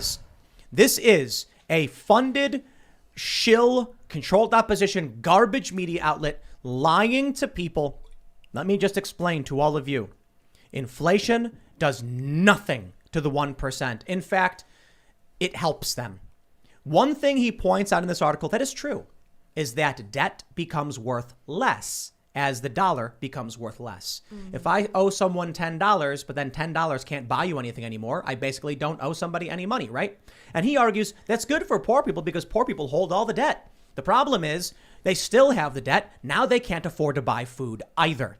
So maybe they'll get lucky and eventually their wages will go up and then they can pay off their debt. But let me make one thing clear. If you got $50,000 in debt and that debt gets devalued because of inflation and you make $15 an hour, your $15 an hour is devalued because of inflation too. And you still can't pay off your doesn't debt. matter. And now you can't buy food. But a rich person can take their money as soon as they get it, invest it in stocks and assets, which will go up in value during inflation. And they'll say, has no effect on me. And I tell you this, rich people, they go to the store, they don't know or care about the price of milk. The Intercept and these far left establishment crackpots are manipulating poor people so they can keep their crackpot Biden in power. And this one pisses me off. Yeah, because it actually hurts people tremendously. It hurts the weakest. It hurts the poorest people in our society, and it takes advantage of them in such an unfair freaking way where the Federal Reserve is literally printing money, giving it to their friends in Wall Street, and everyone else is finding it harder and harder to make ends meet. And why is that? Well, it's not because of a political party. It's because of the financial system being literally a Ponzi scheme that everyone's going through. And this is not just the Intercept. This has been a coordinated effort through a lot of corporate media organizations that have been repeating the same lines. Inflation's great. CNN had a similar headline. CNN just had Don Lemon on singing the praises of the President of the United States, saying, can you believe it so? 5 cents less for gas. Absolutely insane rhetoric. Look at this one. Celebration, victory in poor people becoming poorer and the rich people becoming more powerful than they ever have been through the largest transfer of wealth in recorded human history that we're going through right now. And it's sickening to see happen right in front of our eyes. And then the corporate media lie to the people saying it's not even happening. You're better off. No, you're not. This is the dirty game. This makes me... This makes me angrier than I've been for a lot of issues. You know, granted, I'm not nearly as mad as when the FBI raided James O'Keefe. That was clearly infuriating for me. Yeah. But to see all of these massive multinational billion-dollar corporations trying to convince poor people that they are gutting your savings, your life, your ability to buy food, everything you work for your family, for your kids, trying to build a better life, they're stripping that away. They are gutting you. You are being screwed over by the elites. And then what do? They have The Intercept, progressives, and CNN tell you it's a good thing it's happening. These poor people who get stuck in this and believe this trash. That's what I want. I don't want any power over any of you. I don't want any money from you. I want you to know that you have agency, that you should keep the money you earn, that you have a right to control your labor, and that these these media companies are lying to you so that the Amazons, the Walmarts, these billionaires are stripping away your value while their cronies in the Federal Reserve and the government are printing away money and screwing every one of us. And you know who says this? Steve Bannon says this. They call him far right. We have more in common with left populists than we do with the establishment. The problem is people watch too much CNN and believe this crap. If you are on the left, if you're progressive or you know someone who is, please explain to them that CNN is a trash rag that is lying about everything. We're being ripped off by the entirety of the establishment. Well, and then what they do too is then the federal government wants to give everybody a lot of money, right? They want to not only they're jacking up the prices and everything, they want to divide Americans from their basic ability to earn a living on their own. So they want to feed everybody money. They want to feed everybody all of these services so that then Americans are just entirely reliant on the federal government and don't have the ability to, earn their own bread, take care of their own families. You guys, and then we're afraid to speak up. How could we possibly speak up against something that's so big and has so much control over our lives at that point? They control healthcare, they control our income, they control our families. That's what all of these programs are about. That's what these vast social engineering programs are about, where it's like, let's give everybody some free money. It's not free money. It's control money. It's money to take your liberty away from you. You guys sound like crazy conspiracy theorists. I believe Jim Cramer of CNBC, who just said that today we have the strongest economy, perhaps, that I've ever seen. So yes, that's literally what he said today. I don't know if you guys saw, but the Democrats were tweeting about all of the jobs that Joe Biden has created. And I really hope that all the rest of you guys saw this chart that they put out showing the gas prices are coming down. Well, if you look closely, it's zoomed in so tight to the cents on the dollar. It goes from like 338 to 336. And they're like, oh my gosh, the gas prices are coming down. And it's like, you guys are joking, right? Yes. Seriously, Joe Biden is not creating jobs. He's allowing people to go back to work because he's I'd like you all to see this a tweet. generous God. Yeah, Is that what you said? Yeah, Take a look at this.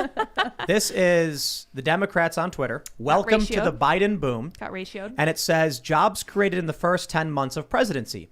Under Biden, the economy has outperformed the past 4 Republican presidents' job growth numbers. The funny thing about this is they're it's just, if you fall for this stuff, first, it would be important to compare Biden to Obama. Oh, that would make Obama look bad. Yeah. And they don't want that. And Clinton. No, it's just the Republicans. Right. Mm-hmm. They don't mention that the job growth under Biden is actually stagnant. And what happened was there was a major collapse when Democrat governors locked down their states, and then it bounced back only a certain amount, and it's struggled to recover since then. But of course, if you take away 6 million jobs and then snap your fingers and say you can work again and you get 5.8 million jobs, then all of a sudden they're like, look how many jobs you made. These people are evil, man. I don't like Mitch McConnell. I don't like Lindsey Graham. I don't like Kevin McCarthy. I don't like the establishment Republicans. Their whole plan is obstruction and do nothing. And you elect these people again and they will do nothing. We need to primary them. And look, this is why I cheered when AOC beat Crowley in New York, because screw the establishment Democrats. I'll take whoever I can get. The problem, I think AOC is still just another establishment Democrat, but she's wearing a Bernie mask. That being said, primary all of them. I donated to a progressive leftist who was trying to primary Nancy Pelosi because I would rather someone be in office saying, I have bad policy ideas, but I recognize these huge list of problems, and be like, I can agree with that and we can work on something. But when you have the Biden administration, the establishment Democrats, the Hillary Clintons, we saw, he died, and their whole plan is, well, if we blow up more kids in a foreign country, maybe that'll be good for the economy. Then we'll claim to have some kind of win. And they gaff with Afghanistan. We have a real opportunity to end that war. They just burn it to the ground. They destroyed it. I would rather have some crackpot lefty who's like, I just want Americans to have health care. And then I can be like, that's a bad plan for healthcare. But at least we agree we're not going to spend our money on blowing up kids. Well, and it's so interesting, too, that now they're laying the groundwork for having like a whole Ukraine thing. It's like they can't exist without having some war to go fight. But they're not going to go against China. China's their business partner. No, and we saw that already. You know, we should have been standing up for Hong Kong. And we should have been standing up for Hong Kong. And we just let them get totally destroyed. That was a relatively free place, you know, and we just let those protesters be imprisoned. We let the pro-democracy movement die. We did that because we're just shilling for China. It's so stupid. Like, these activists were out there with their lives fighting for democracy in Hong Kong, fighting for free speech, you know, working on that so hard, and we just let them down. And in letting down Hong Kong, I do feel like we let down this democracy project. And now you hear the administration, Psaki, you know, coming out there talking about the importance of democracy globally. And it's just such an obvious garbage thing. They don't believe it at all. They just don't even believe it. If they believed it, we would have stood up for Hong Kong. Yeah, I remember being in Hong Kong during the uprisings and the protests there, and they were absolutely intense. And there was a warning. I remember spray painted saying, this happened here, but it's going to happen everywhere soon. And it's only a matter of time. But they said it more eloquently. I forgot the exact phrasing of it. But to your point, Tim, I definitely agree with you. Mandatory term limits, put new people in there, let them give a try. Kick them out. Kick all the people out to prevent all the corruption. I don't There's know. a lot of corruption. I think term limits could possibly result in shadow organizers. And so Yeah. there's challenges there. There's And already plus- a lot of shadows. It's true. It's true. But why should we tell Ron Paul he can't run anymore because we're upset that Nancy Pelosi is running too? You know what I mean? It's like, 1 in a million. I suppose it goes either way, right? Term limits get rid of the bad, but they could also get rid of the good. The way I see it is that they're all criminals. Some criminals are better because they have more experience. think So Ron Paul let is a in criminal. let in the new criminals. Whenever you have someone stealing money and then using it for their own purposes, I have my own definitions and my own understanding of it. But you either have expert criminals or you have rookie criminals. I rather deal with rookie criminals that don't know what they're doing, that aren't intertwined with the system, as much as the people who are definitely intertwined, like Nancy Pelosi.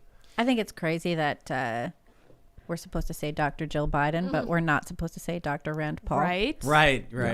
She's totally a fake doctor. She's a fake doctor. What's We her got to doctor? talk about one of the most important people in the world, my friends. This is from Timcast.com. Court rules Julian Assange can be extradited, overturning previous ruling. The final decision to extradite falls to UK Home Secretary Priti Patel. The report says England's High Court said WikiLeaks founder Julian Assange could be extradited to the United States to face espionage charges.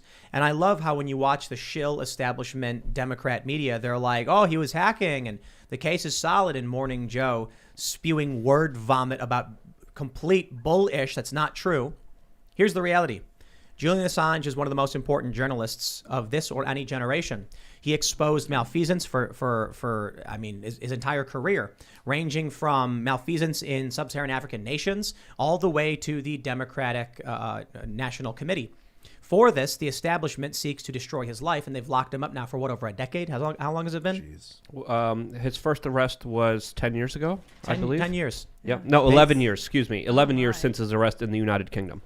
It is overt and in our faces what the scumbags who believe they have moral authority over you and who control these systems do with people like Julian Assange, who has done nothing wrong.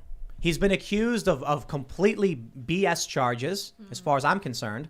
But let's talk about something very, very important. Julian Assange exposes corruption. Jeffrey Epstein was engaged in some of the most disgusting and psychotic corruption and atrocities we've seen. And who gets to go free and sit? Where was he at? Queen Elizabeth's cottage? He was, Yeah. yeah. Oh, videos wow. came out there. Lunch, yeah. You know what's really funny is that they say that there's a conspiracy about creepy elitists and what they want to do and all that stuff. And it's really funny when the Maxwell trial ends with only a few witnesses in a few weeks. Epstein gets away with everything he's doing for 2 decades. And Julian Assange, who's like, here's evidence of malfeasance. They're like, destroy his life, end him. It's obvious. Yeah, this is a huge, huge injustice and has major ramifications for not just the free press in the United States, but for the world. Yeah. Julian Assange is not an American citizen. For him to be ruled to be extradited to the United States to face charges because he embarrassed the deep state, because he embarrassed the Pentagon and the intelligence agencies of this country by showing the country what they were actually doing and not falling for their lies. It's just absolutely insane. Julian Assange should be immediately pardoned. Oh, my. And, What is looks this? like we have Have a a guest. special Hey, guest here. Claudio. coming Don't in bump as the well. camera. Don't bump the camera. Come on in, homie. Stopping Does somebody by. does somebody want to? I got to turn on you this got other here pretty camera. quick. Hi, guys. 20 minutes. What up, Wow. sexy? Everyone's probably like, wait, what's going on? Jack Posobiec. You got to see this guy's suit. What's happening? He's wearing a nice fine suit. I'm wearing a nice We're suit. talking about Hey, Julian Jack. Assange. Hey, baby. How's it I going? just heard. Oh, I've been listening. Is the I camera- heard that you were talking about China, and I was sitting in Washington, D.C., and I've said, I've got to go. I've got to go, and now I'm here. Good.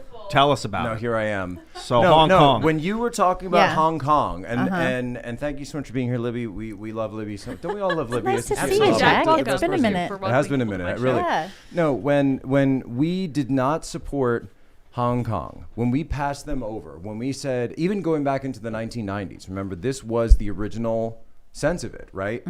They said, if we turn Hong Kong over, then Hong Kong's capitalist and liberal system will be passed on, and these ideals of freedom will go into China. China will become democratic. The CCP will disintegrate. It'll be amazing, and Gordon Chang wrote his book, The Collapse of the CCP, Right. and it's coming. It's going to be so great. And you look at everything that Luke talks about, everything that Tim talks about, everyone talks about.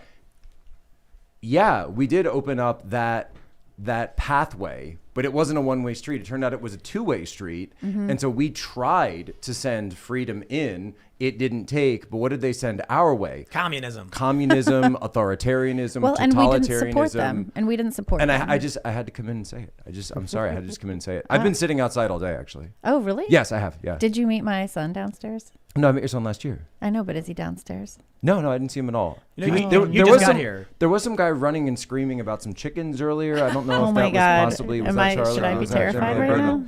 right now? Not well. I mean, it depends how much you like chickens. We're a fan of the chickens. We're a fan of the chickens. Talking about Assange and the way, I don't know if you heard this last part. We were just talking about Assange. Yeah, a I saw little that. bit. I saw that he might be extradited. Yeah. Oh, right. Okay. Yeah, Is it a there's might? still- It's a there's- might? Well, there's they're still appealing. I thought it was ruled that he was. So the appeal was ruled on, but there's still one last decision, I believe, at a secretarial level on whether or not he'll be brought back to the United States for the crime of embarrassing the regime. Yeah. Pretty much, yeah. Like, that's what it should is say. the on paper. democratic justice of American goodness like this veneer, this like illusion, and then what's really happening is the most corrupt Epstein like child trafficking thing, and this is our government, it's that, and so that's why they're going. Well, the only ham. question you have to ask about Ghislaine Maxwell is why is it that the oldest prosecutor that SDNY assigned to that case is 37 years old? The other person they add, you got the chart. The other person they add on is James Comey's daughter, right? Then that's not an investigation. That's a cover up. They're sitting there. This is the worst prosecution I've seen. You know Yeah. that she actually might get acquitted. She actually might get acquitted because they're not introducing evidence of specific crimes that she committed in terms of sex trafficking. Look, I sat through the Manafort trial. I remember, here are the documents. Here are the bank records. Here are the transfers. Here are the emails, right? I know what it looks like. Look at how, this is all you have to do. This is all you have to say. Take the two stories. Look at how the government's going after Julian Assange, and look at how light they are against Ghislaine Maxwell. Yeah. That's all you gotta exactly say. what I was saying. And not only that, but they have thousands of photos, thousands of videotapes 20,000. that should have been entered into evidence. 20,000. Yep. I gotta pull up this meme. So I initially discovered this thanks to Seamus of Freedom Tunes because he made a very hilarious video about left-wing memes and he talked about this. But there was something I discovered that was really funny. So this woman, this is Abby Richards, and she's a mis and disinformation researcher. This is fantastic. So she has this tweet where she said, "Conspiracy theories are everywhere, and people don't understand how harmful they are. I made the conspiracy chart over a year ago. Here's the updated version." And so it's actually quite silly. She says speculation line clear. Here's one that says like grounded in reality, and it's like Watergate, MK Ultra. Then it says we have some questions, and Iran Contra is in there, and a lot of people are like, we don't have, like, we know that happened. Like, That's a conspiracy at all. historical event. Yeah, What that was an real. actual government conspiracy? Yes, Here's it here's certainly was. Here's the best part, though, right? I want to show you the I best remember part. Ollie North testifying. So let me. This is the old version she made last year. I was gonna say, do you have the one from last year? I have the one Because from last year. There's a Oh, wait. reason she had to update. Right. it. But let me just show you. I want to show you. I wonder what that There is. were a few things. Well, hold on. We'll go through all of it. Speaking of China, But let me Right. show you. Let me show you the most. My favorite one is this. The top of the pyramid. It says, "World ruled by supreme shadow elites. Once you believe one, you usually believe most. Get help." She calls all of these theories anti-Semitic. Wow. And I noticed one funny one in there when I was reading this, and it says Bill Gates microchipping, and that is in the detached from reality anti-Semitic section. She had to change it because apparently she discovered how to use Google and found this story from the National Post.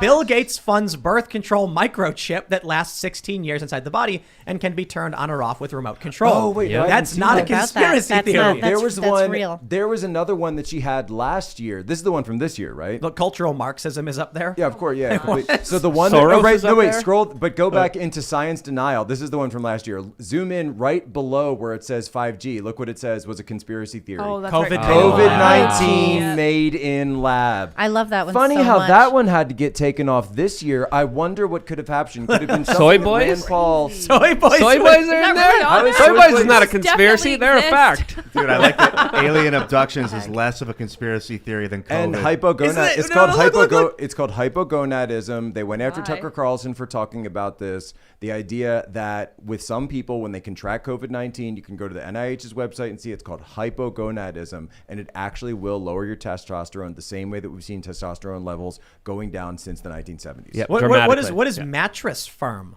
Like, Yeah, what is that? What So is the that? Mattress Firm one, I know this one, was that the reason that it was the theory It's good you that there stopped by. were because it was trending on Twitter. This is what I do. I find out something is trending on Twitter and I say, oh, this is trending on Twitter and this is what Going people on. are saying. And then people say I'm promoting it. Right. And so, Right. So the Mattress Firm thing was people said, why are there so many mattress firms? How could there possibly be so many people out there buying a product that you really only buy once or twice every, like in your lifetime, right? That you buy Really? a mattress. How often? And so they were, think of it. How many times do you buy mattresses? You know what I Rarely. mean? Yeah. And Like every and 7 so or the so idea, years, the right? 7 idea, years. right? So the Should idea be. was that it was actually a money laundering operation, and then people were trying to like find out if there were some issues going on because they were going around. Wait, Yeah, I think I know. Okay, so I think yeah, you know this So one, remember right? they were talking about the Wayfair thing or the Overstock.com thing, and they're like, Well, this, they're yeah, trafficking no, that was children separate. and That was whatever. different from You guys, this. you That's the only guys, thing I can think you of. guys ready? What? Yes. So in Yeah. the old conspiracy chart, Oh. at the very top, you see deep state is up there, Right. and that one's silly because that just refers to the establishment, intelligence bureaus, Which and isn't agencies. even. It's not a conspiracy. It's literally just a function. They call it the administrative state.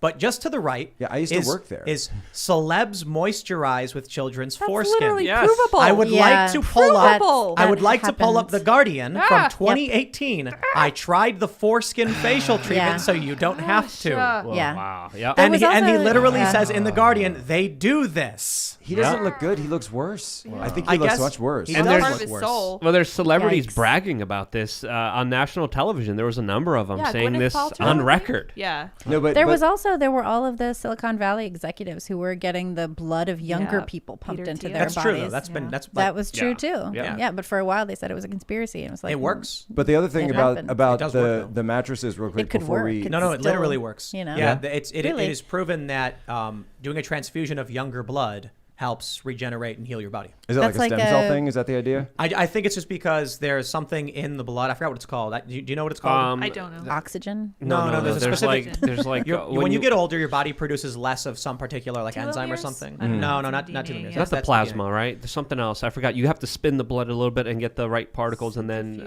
Younger- people use it for like dental surgeries as well. Yeah, interesting. younger people have more of it, so they transfuse younger blood into an older person. It helps regenerate organs and stuff like that. Right. No. But real quick, before we forget, the other thing about the mattresses is that if you want to upgrade your mattress, you can simply go to mypillow.com Oh my God. and get the mattress Amazing. topper. You don't have to support the money Amazing. laundering operation of Mattress Firm. You use promo code POSO. The 2-inch or the 3-inch topper, particularly, we like the bigger one. We've got the foam. It's amazing. I just Sleep want on to it every say night. I appreciate how unapologetic you are about it. I love appreciate it. the fact I that love it. you are so. No, one thing that Libby does, not everybody knows this, she likes to pass on the Bible stories to her children. Yes. She's the child. to your child, Just the right? one, but but yeah. to children in general, and one of the best ways to do that is with the MyPillow Bible story Bible pillows. story pillow. You pass the pillowcases. You pass. It's Noah's Ark, the nativity scene every single night. Jack says, "Good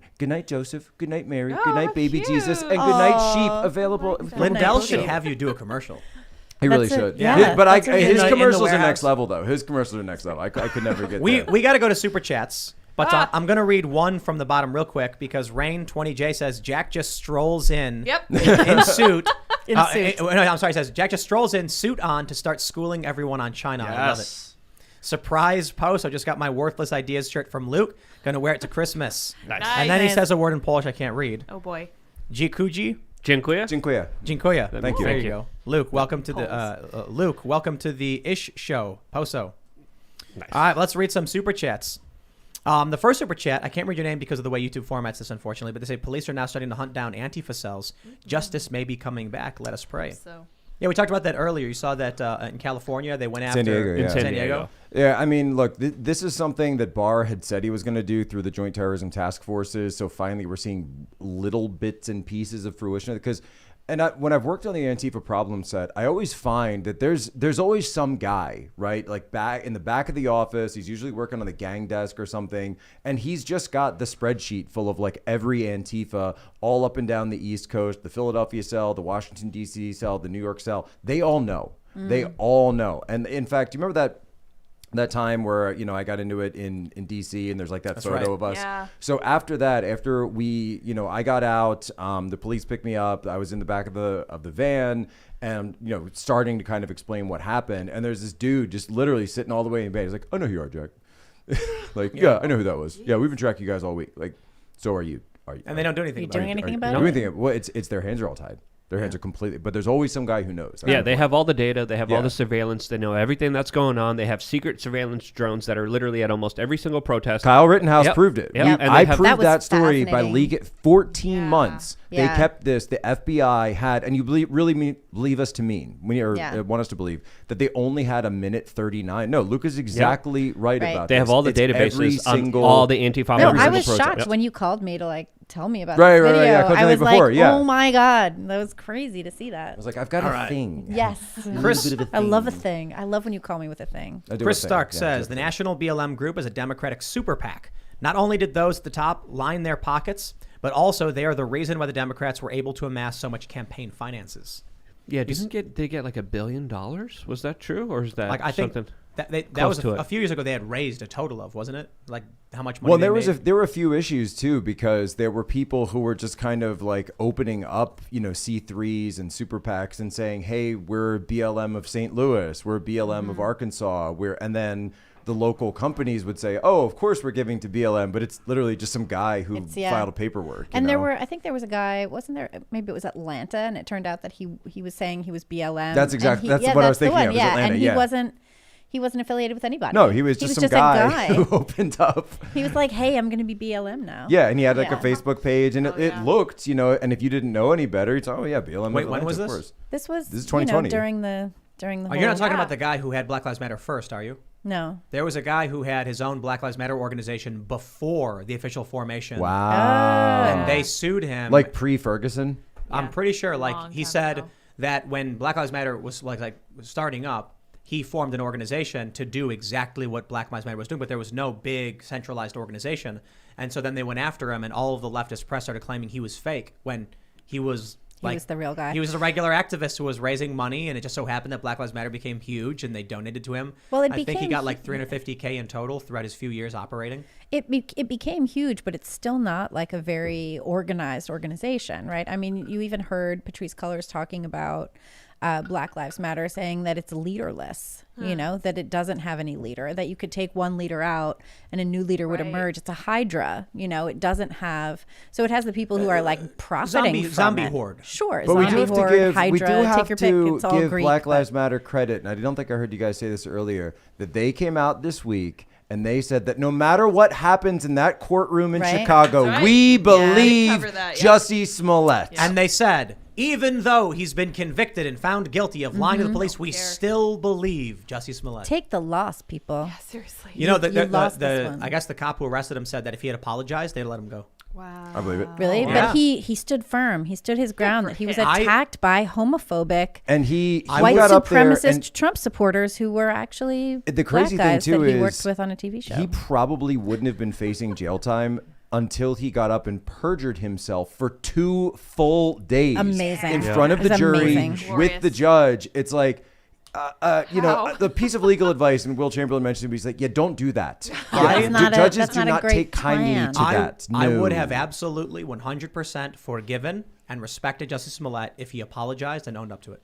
if he'd been like, 100%. this Yeah. was ill thought out. When Joey this Salads- was perhaps not do- the thing to do. Let's hear it. Do you remember? Let's hear it. Do you remember Joey Salads? Yeah, remember Joey. Joey, he took a car, brought it to like this apartment building. Or Right, whatever. yeah, He yeah, put a bunch of yeah, Trump yeah, stickers yeah. and stuff in it, and then he's like, "Let's see what happens." And then he hired black people to smash it up. Right. And they said, "You're racist. You staged this as a hoax. All this stuff." He got caught. But wasn't it supposed to see, he wanted to see what people's reaction to seeing that would be? Or is it one of those He like made a social video. experiment things? He made a video where you believed, the guy who filmed it waited for him to publish it, where you believed that by parking a car with Trump stuff in it, a bunch of young black men would destroy it, just smash the car up. And it was fake. The guys, he hired the guys, it was staged. And it was making people believe that there was this like racist attack.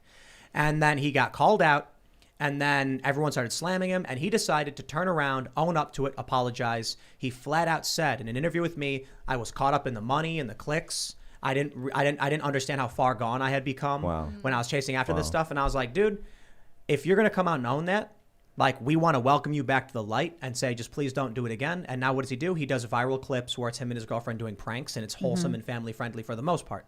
Jussie Smollett could have done the same thing. And I would have said the exact same thing. I don't want Jussie turning towards the darkness. I want him to come back to the light. I want him to be a figure to inspire positivity. But he doubles down. He perjures himself. And now he's going to go to jail for it. Well, and forgiveness is such a beautiful thing. And it's something that the contemporary left has no room for. An admission of guilt on the left is, a reason to believe further in your guilt and culpability. There's no way out of it, and that's one thing that I think Christianity offers that we miss so much in contemporary society, is that you can say, I'm sorry.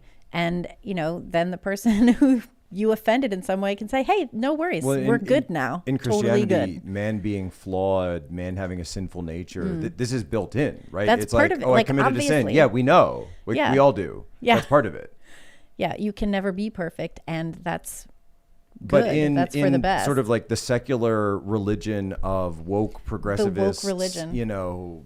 Whatever you want to call modern communism that we have today, so they've created, it is a religion. Well, but it's right? so interesting But it because has it's- no atonement. Right. And that's it's the key. modern communism without class, Right. which is so weird. It's a communism that upholds the powerful elite structure. And Well, that is and totally, historically speaking, that but in the text, that's not what you would anticipate, and it just completely destroys the working class. Let's read some more. Like, the contemporary left has no respect for a working person. Oh, right. Let's read some more here. We got Tim Crespi. He says, Tim got pulled over going through a parking lot to get to another road. So did 10 other people by 4 different cops. Starting to align with malice. I don't think getting pulled over for jumping a parking lot is like grounds to be like all cops are like. So starting to align with malice is a good way to frame it. Beginning of the month, end of the month. But like, right. Yeah. But That's malice, quotas. That's quotas, man. Michael Malice's position is there is no law so egregious that a cop is so heinous that a cop is not willing to enforce it up and including executing children. If you're upset that a cop pulled you over because you jumped a parking lot, you're a bit far away from where Michael is. But I do think it's important to point out that it is the grains of sand of cops being like, there's no humanity here. It's quite literally, I know it was a nothing. It was a turn. I'm going to screw you over anyway. Like, these are the kind of things that build up for people and make them finally snap. Do people know what the quotas are? Do you know what I'm talking about? When Yeah. I say yeah. Quotas, like at the end of the month, the cop's like, I'm supposed to get 1,000 tickets this month. I only have 700. Let's kick. Yeah, It's not going to be that many. Really, be very careful about the speed limit towards the end of the month, but then after the start of the next month, you're good. Quotas are NYPD filthy, had them. dude. I gotta read one super chat. Quotas are insane. Megan Murdoch says, Tim, my birthday is tomorrow. Pretty please wish me happy birthday. Oh, Happy birthday, Megan Murdoch. Yes. Well, happy Judy birthday. Megan. Is that happy birthday in Mandarin? It is. We had Jan Jekelik the other Yes. day. Are you in? Yeah, great. Yeah, good friend of mine. Yeah, good So, friend. so Yeah, it's a Luke great and him are guy. speaking Polish, and then someone super chatted, "How are you collecting so many Poles?" Somebody mentioned you, but then Luke was like, "He doesn't speak Polish." Ja nie można. No możesz, trochę. Ty tylko się Może po musisz tego polsku. nauczyć i potem, Może po wiesz, polsku. będzie dobrze. Bardzo dobrze. Memetype says, "Vote for your local sheriff, the only elected law enforcement office. Definitely Yes. Vote. Yes. local, 100%." Flash Arc says, Tim, please read Counter Wokecraft to understand how to defeat the woke zombies. Also read this aloud. What's Counter Wokecraft? I'm not familiar. I don't know. Not familiar. Sounds interesting. Is it like communists are bad? They are, though. Yeah. All right, let's see. I agree. Yes. I agree. Ditto. Martin Edgar says, Tim, you called it. The authority used the terror organizations of Antifa and BLM and are now going after them since they have no use for them now. Perhaps in 3 years, they will cuddle up to them again. Yeah, I think what we were saying was that with the midterms coming up, with the economy being so bad, I think the Democrats are going to be they're a liability for us now. So, and I actually had heard within the White House that Kamala this was something she was saying, that, we should actually go after some of the Antifa groups, because then that will actually kind of balance it out with what they're doing with the January 6th people. And so it'll look like we're actually going after both sides. Right. But then it also, historically speaking, this was what China did when they dealt with the Red Guards. They had to clean it up, and eventually they said, look, they just sent the military and they said, you got to get rid of these guys and kick them all out to the countryside because they were nuts. Somebody super chatted saying the one thing that this is Rick Russell. One thing that always bugged me is your katana and boom blaster behind you isn't square. It's like 40 degree, 50, 40, 50. Mouth love from Canada. That's what you were looking You're at. right. That's because Tim's shoulders are a little bit slightly askew. No, it is. So when he has to grab them quickly, that's exactly to where be they the right are. angle. Yeah, it's the right angle. I think it's because I put the screw in the wrong spot and I could easily fix it. Which I like- again- Not which- the screw. I mounted it on the wrong spot. Which again, because your arms are not equal. My arms are slightly uneven. Slightly uneven, yeah. I like your Telecaster. Oh yeah, the I do Brent love the Mason. It is an Yeah. excellent What are the telecaster. What are the pickups on that? I couldn't tell you. Okay. Seymour Duncan. I couldn't tell you. I was told if you leave your pick But in the- the strings like that, it ends up messing up the pickup. Probably. Interesting. Yeah, the, probably the does. pickup. Or But messes up something. the with the middle string. one is an active pickup. It's got a switch you can turn on and play all three at the same time. It sounds really full. It's amazing. That's It's really- Maybe it's yeah, the got a tuning B peg. bender on it, so you can like put the strap and then like bend the neck and it's cool. Very Chris Cornell. Awesome guitar. Very Chris Cornell. All right, let's see what we got here. We got to Forrest. I live walking distance from that protest and can only be grateful that it's been relatively tame compared to the rest of the country. On another note, our local gun stores have been doing well lately. Oh yeah. Yeah, man. Well, I got some info on Counter Wokecraft. It's a field manual for combating the woke in the university and beyond by Charles Pincourt and James Lindsay. Oh, James Lindsay. Yeah, we okay. know Do you About a guys month old. have you seen that clip from what is it, Sex in the City going around? No. I've seen it going around, but I haven't watched it yet. I haven't watched hate it. that where- show so much. It's so Dude. boring Gross. and stupid. It's But gonna I wasn't drive sure, you- was this a clip's gonna make your parody skin of crawl. Really? Sex in the City or this? What? It Sex in might the as well City. have been. Sex in the City ruined millennial women. Yes. Yeah, I Really? think Sex that's in fair. the City. So I think that's so fair. childless millennial women are going to be a huge problem going forward. They're going to be miserable. They're going to be right now. so They're miserable. just going to be miserable. And right, but the issue is that they're going to be getting more power. Yep. And they're going to vote. And so they're going to They do, vote, yeah. and they're going to be lawyers, and they're going to be in the DOJ, and they're going to be judges, and it's going to be bad. I'm just saying, when they're in their 70s, they're all going to vote for state, state-funded, like elderly care of some sort. Like, what I mean to say is, instead of relying on family Yeah, they don't have and kids. private individual support, their only choice is going to have to be some kind of more socialist or communist. Which is outcome. exactly what was marketed to them. Remember the Right. Obama Precisely. ad for Julia? 100%. You know, the Yeah, single Julia, woman. Yeah. And then yes. Biden had one too. Yeah. It was like, I don't know, her A sister. mom and her son, Yeah, yeah. yeah. And Horrible. what's That's nice though it. is that I think that This is a lot this is of what women are Zoomers- being sold. Women like- are being sold no relationship. Right. Your primary relationship is with the federal government. Right. Yeah. So I think Zoomers are starting. It's like Zoomer females and males, like in general, are looking at this and looking at millennials and saying, okay, this is generally a failed generation. You made really bad decisions. A lot of which was due to external factors. There was a lot of crazy stuff that millennials went through in their formative years, and that's true. But at the same time, we're going to learn from these mistakes and we're going to make corrections very quickly. A lot of them are also going to be very pissed off when they find out how scammed they were by everything. Yes. So And by there's the also federal going to be a big government. pushback Yeah. against it as But well. they're going to find I out wanna- faster. They're I going to wanna find out read very it. fast. I hope they do find out fast. Yeah. And I I agree. hope that it's not too late for them to, have families and be Don't moms. be like us. You know. Don't, yeah. And I want to say points for self-awareness on the topic of Sex in the City. One of the stars came out and said, I really regret living the feminist life. I'm really sorry that I don't have a family. I'm Wow. sad that I don't have kids. And I was Wow. Do you remember which one that was? like, I don't. I think it was wish I Kim did it Cattrall. right. And didn't they Don't write go her on. out or I something? probably. Oh, no Yeah. way. Yeah. Oh, man. I think they did. I think she's not in this one. That's all I know about Sex in the City. Yeah. That one man. lady. All I know is I was like looking for something to watch one time, and I was like talking to my brother. I was like, "Oh, I'll watch Sex and the City. I never really watched that show." And he was like, "Liv, you're gonna hate this show. You're not gonna hate it so much." And I was like, "Man, I'll give it a try. Everybody likes it." I put it on. I watched like half an episode. I called my brother. I was like, You were were right. right. I hate were this so right." much. I hate it so much. Everything about this is pure hell." It sucks. Yes. And it has no relevance to the New York City that I know. Remember, Interesting. evil cannot create. Evil can only corrupt. I want to. Okay. I'm going to read something that's Agreed. going to be offensive to feminists Oh, let's because go, I let's often go. do. Excellent. But Carl Benjamin posted this on Instagram. yeah. It's Even better. It's a Reddit post where it's titled "Attractiveness Over 30," and it says, "Hi, 32 female. Have started feeling insecure over the past couple of years as I see more and more of my male acquaintances in their late 30s and over dating women in their early to mid 20s. I am by no means unattractive, quite the opposite. but seem to have trouble finding men interested in age-appropriate relationships. What is going on? Can someone just please What is going on? Can someone just please reassure me that there are men in their 30s out there interested in women in their 30s? Oh my Lanta. Maybe, but this is not a new phenomenon, girl. Poor like thing. this is not new. Libby, You know take what it I off. mean? Take it away. Take Like it away. this is what happens. My grandfather, when he was like in his 70s, was dating a woman in her 40s. my. You know, Based. it's like, come on. Like this is what happens. Men can date anyone they want at any point in their lives, and the older they get, the more access to the dating pool that they have. And women, like when you fall in love with somebody and you're in your 20s and you think to yourself, you know, I really want to pursue something else. I don't really have time for love in my life right Or now. I wanna upgrade. Have the love. Take the love. When love comes to you in life, accept it with an open heart This and is the move lie of Sex forward. and the City. It's You just know, as- grow it's together. inverted. Grow No. together. Create a family. Create a life together. Yes, young men can't compete.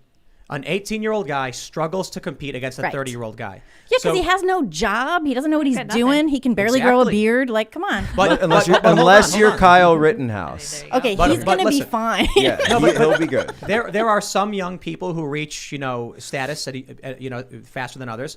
But an 18-year-old man and an 18-year-old woman, that 18-year-old woman is going to it's going to be a breeze. She pops open Bumble or Twitter or OkCupid, and she has max messages, and she can go through the pick of the litter. And Sure. that 18-year-old guy is going to get nothing. Right. But those Relatively. those apps are also part of the problem. Absolutely. Right. Because they are expanding the dating pool far beyond what it ever was historically speaking. Right. And so you're going to have 80% of the women going for the top 5% of the men. And Like But it this- was this back thing, though- when we were tribal and nomadic. right, but the pool was smaller. Right. But this So thing you though, don't where have that people issue. where people say to themselves like, oh, this is my high school boyfriend or this is my college boyfriend or whatever, and this isn't the right time for me. Now I need to go to graduate school before I can embark on, before I can accept love in my life. That's the stupid idea. I know, right? When you fall in love, like accept it. Go with that. Well, hold on. We have a super chat from John Cordisco. He says, love Libby. Sadly, I'm too old for her. Keep on fighting and fighting. Timely. My guess is he has no idea how old I am. Nice. We've done a bunch of segments. We've had a few guests where we've talked about this phenomenon. There was one story from, I think, the New York Post covered. It said women in their 30s are struggling to find men who make the same amount they do. Right.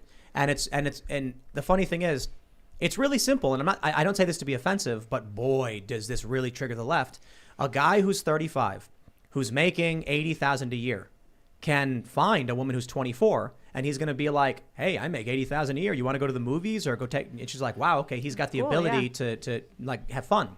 And a guy the same age as her is probably broken in college. Mm-hmm. Then a woman who's 35, he's going to be like, but I can have any woman, all these younger women. Why would I, go out with you? Especially like you're busy working all the time. Right.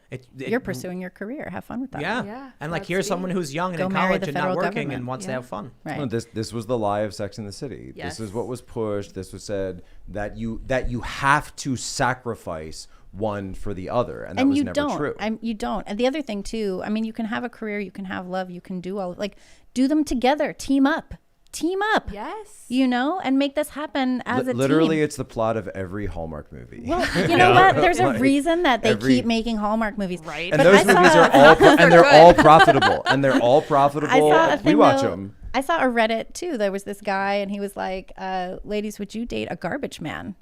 Because I just got an offer to be a garbage man, Heck yeah. and it's a lot of money, but I hesitate." What? I'm pointing at the podcast arm. The podcast arm. That was wonderful. Stink bug. It's fine. What? Okay. It's a Chinese Marmorated, yeah. marmorated. Marmorated stink bug? The Anyways, scream was priceless. That's dear wonderful. God. I used to. I had a buddy once in this campaign office where I worked in Pennsylvania years ago, and he really got freaked out with them as well. So I had a little glass box, and I just used to collect Jack. them, and then I would hide it in different places in the office, and then I would tell him, I'd be like, "Hey, can you grab some staples and stuff?" That he would open up. Ah! Be gentle with them. If you hit them too hard, they release a They are stinky stinky. gas. I would put it in his desk drawer. Libby, so what happened? Would the women date the garbage man? Oh, a bunch of women were basically like, swoon. Of course. Yes. You have a job. Yeah. Like, so hardworking he's a guy. good job and he with benefits and he pulls down nearly Yeah. 6 figures. great, All right. Yeah, that sounds amazing. And he has to get up early. Yeah. Right? And Right. then, Making it you know, happen. and Doesn't sleep he in. also, he was like, this job will give me weekends off. I don't have that now. Yeah, weekends yeah. off. Yeah. You know, yeah. and he eventually concluded the post with, I'll just tell people that I'm a delivery driver. Perfect. I'm really Exactly. And he has a great Exactly. immune system. by Yeah, the way, exactly. as well. There you Yeah. go. Excellent But immune there's system. no, like, this sort of goes, there's no shame in honest work. Yeah. If I I mean, was a it's- garbage man, I'd be like, oh, I'm a garbage man. Yeah, yeah. Me too. And you know, I feel very grateful for the ability to earn a living, to, Right, you know, exactly. to work. I'm so happy for that, you know. Yeah. And it makes me sad that these women have been sold the lie that they can't have both. Well, there more you know, we butts? could What are you actually guys we could doing? actually interview. There's someone else who's here that we could interview that could actually ask about this situation. Someone I personally know who got married in her 20s, had her first son at 22, Oh my. went on to an incredibly successful of her career. game. Come on, come on, Oh. come on. Jack Here is a she lovely is. lady here. A very lovely I thought lady, that ladies was and lady. gentlemen. It is my mom. Oh, snap. My mom, Lori. Hello. hello. Didn't Lori. strike a note with me because Just to I, come down a little bit. Yeah, I come got down. There we go. married fairly young. Had Jack when I was 23. Nice. Had my associate's degree, and I worked at a pharmaceutical company. Got a Microbiologist. job. Got a job, and I went and I got my bachelor's and my master's. Had 2 children. Worked. I just retired for 40 years. Congratulations. From, GSK. Sounds like you had it all. Yeah, I it made it sure, happen. And- sure Young does. enough. I just turned 60, but I have 2 little grandchildren, and I feel young enough that I can run around and chase them around, which I just did. That's so great. Good. Ale czy ty yeah, mówisz po you- polsku? No. You can do both. Yes. And Luke was so yeah, hoping she if spoke you ever- Polish. Nie może po polsku. Like, if you wait until the best time to have children, it's never going to happen. There's Well, not a because there best is time. no you best know, time. right. There is Yeah. no best time. That's That's something right. I wish. I have Yeah. one son. Yeah. If I'd known that there was no best time, No, I I might have know. 2. We should have girl talk. Yes, do it. Right? Yes, I Check love it out. Trust me. I mean, I wish I could have done part-time. I did work full-time, but we had a lot of support, you know. Yeah. so, Was it the support was in the community? family. That's nice. Yeah. It's perfect. Yeah. Yeah.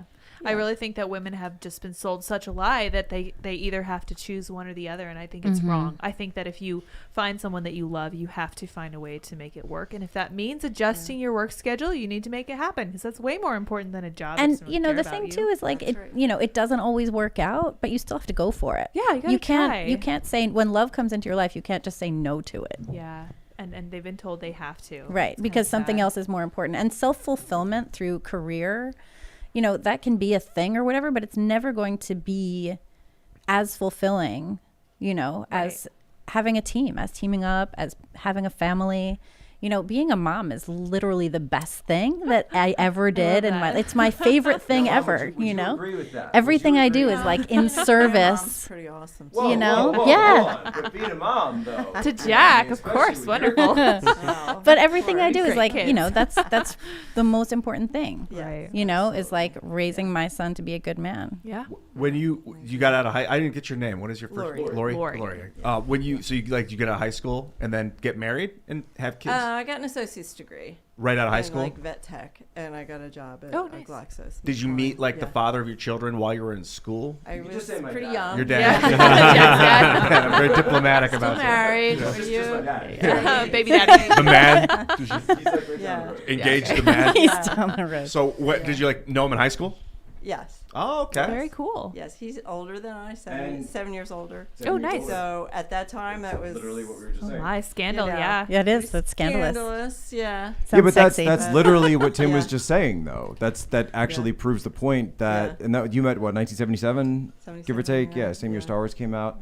But that proves the point that Yeah. dad to you was more attractive than someone who was your own age for a variety of reasons, and was Right. therefore Yeah. more competitive That's true, and a more yeah. compatible partner. Yeah. That's true. Like this is actually just a traditional thing. So sorry, Reddit lady. I'm not sure where we got the idea that we have to be the same age as each other. I find that one partner having a little more life experience is a huge advantage in life. Communism. That's a big deal. Oh, communism made us that way. Well, so the people who want to create this, they want to destroy traditional culture and create this flat blank slate society needs to eliminate gender differences, which are, there are immutable and on average, I should say, gender differences. Right. They exist. And hormones play a huge role. It's fascinating to me that they can quite literally say we're going to have an athlete perform in the Olympics as a trans athlete as long as their testosterone is below a certain threshold. So you're quite literally saying that men who produce more testosterone than women are affected by that, and thus there's serious biological differences between males and females. There's never, I've said this before. They pulled that, right? Yeah. But this one, I'll tell you what really triggered the feminists when I said there will never be equality between men and women. There could be political equality, like you can't discriminate on the basis equality of under the law. Right. Yeah, for sure. But the idea, I'll put it very, very simply. If there's a man and a woman and they both want to get a career and then have kids, the woman will always have to be the one who creates that child, which puts them out of work for even a short amount of time. That disadvantages them. I'm not saying it means they can't achieve. I'm just saying. I don't think that's a disadvantage. I don't think having the ability to create and carry life is a disadvantage. No, I think it's an extra, it's an additional responsibility. Right. Women do have an outsized responsibility for the furtherance of, humanity itself.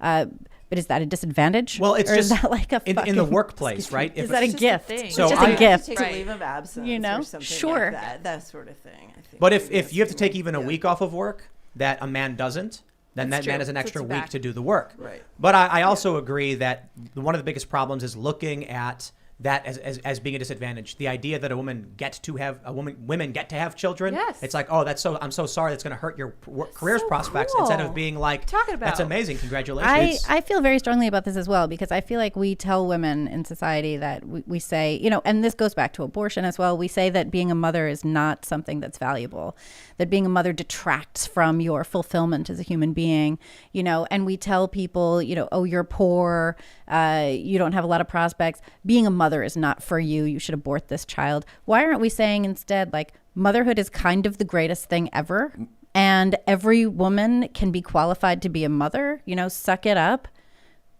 woman up, as they say. Yes. And Mom up. do it. Yeah. Do it, and respect yourself and respect your ability to give life. If you have the gift and can do that, not every woman can do that, and that's a tragedy for a lot of women, but you can do this. You can be a mother. If you're 17 and you're pregnant, you can be a mother. You can do this, Kaylin Shaw, Indie Game, says, is this a pass or fail of the Bechdel test? This right now? Yeah, fun episode, everyone. The Bechdel test is the stupidest garbage, It's ridiculous. No, because they're talking standard. about other women. What is it? Right. Yeah, we are. It's The Bechdel test it's is this fast. thing where the idea is in scripts and in entertainment, you have to have sections of the script where women are talking together, but they're not talking about men. Right. And So it if they're passes. not, then Yeah, it doesn't passes. pass the feminism test. But I don't know about y'all, but when I get together with my girlfriends, we talk about men a lot. This is a big part of the conversation. We Huge talk part. about other stuff. We talk about work. We talk about our kids. We talk about, whatever stupid thing is going on in the world. But mostly we talk about men. We talk about who are you dating? Yes, because what are you doing? What happened with that guy? Did he call you back? Right. This is what we talk about. talking about the My opposite ex sucks gender is too. That's what you interesting. talk about. Yeah, it's interesting to Yeah. talk about someone who's so different from you, and it's like, Right. well, what are they doing? And what are they up to? We talk about relationships. Right. That's very a a woman huge thing. that's a huge part of my life is You relationships. gossipers. No, we don't. It's No, not it's not gossip. gossip I'm to being share a life being experience. facetious. One thing I Okay. said to Tanya, I remember after, or I guess when she was pregnant with our first son, was, it's, men can do some pretty incredible things, throughout history, men have done incredible things, but women can create life. It's Pretty amazing. It's actually a miracle from God that women have the ability to do this. And I think men innately know that, we can create, we can create art or a civilization or build a city or architecture, whatever. We can do that too. But and women do too. But no, my point is, but men can never do that ever. and it's not going to be possible. And so, Well, they got some it's womb transplant experimentation going Right, on. that's going on, But and this the was the problem when NHS is funding when, that. it was Whoopi. Whoopi comes out and she's talking about the Roe v. Wade ruling, and she says, "You men shouldn't have any say in this because you don't have any eggs, and if you don't have any eggs, you can't have any children." And I said, "Whoopi, you need to calm it down with the transphobia." Yeah, Yeah, that's right. That's right. You know, I've had male friends who have been in relationships where the woman has had an abortion and hasn't told them, and they have been like, is it okay if I grieve for this, or is that anti-feminist? And I was like, you can grieve the loss of the child that you would have wanted if you had known about it. Yes, you can grieve that. You know, you can just imagine a scenario where there's like 10 dudes, you know, on an island, and humanity gets like wiped out in a nuclear war, and they're just sitting there and they all look around and be like, in 40 years, humans won't exist. You can do the same thing with 10 women sitting on an island after the apocalypse. They all look around and say, well, we're in doomed. 40 years, humans won't exist. You get at least one woman, at least one man that can be like, all right, let's try and make this work. There has to be, men and give it a women shot. are required for building that civilization. Right. But without women, there's no babies. No.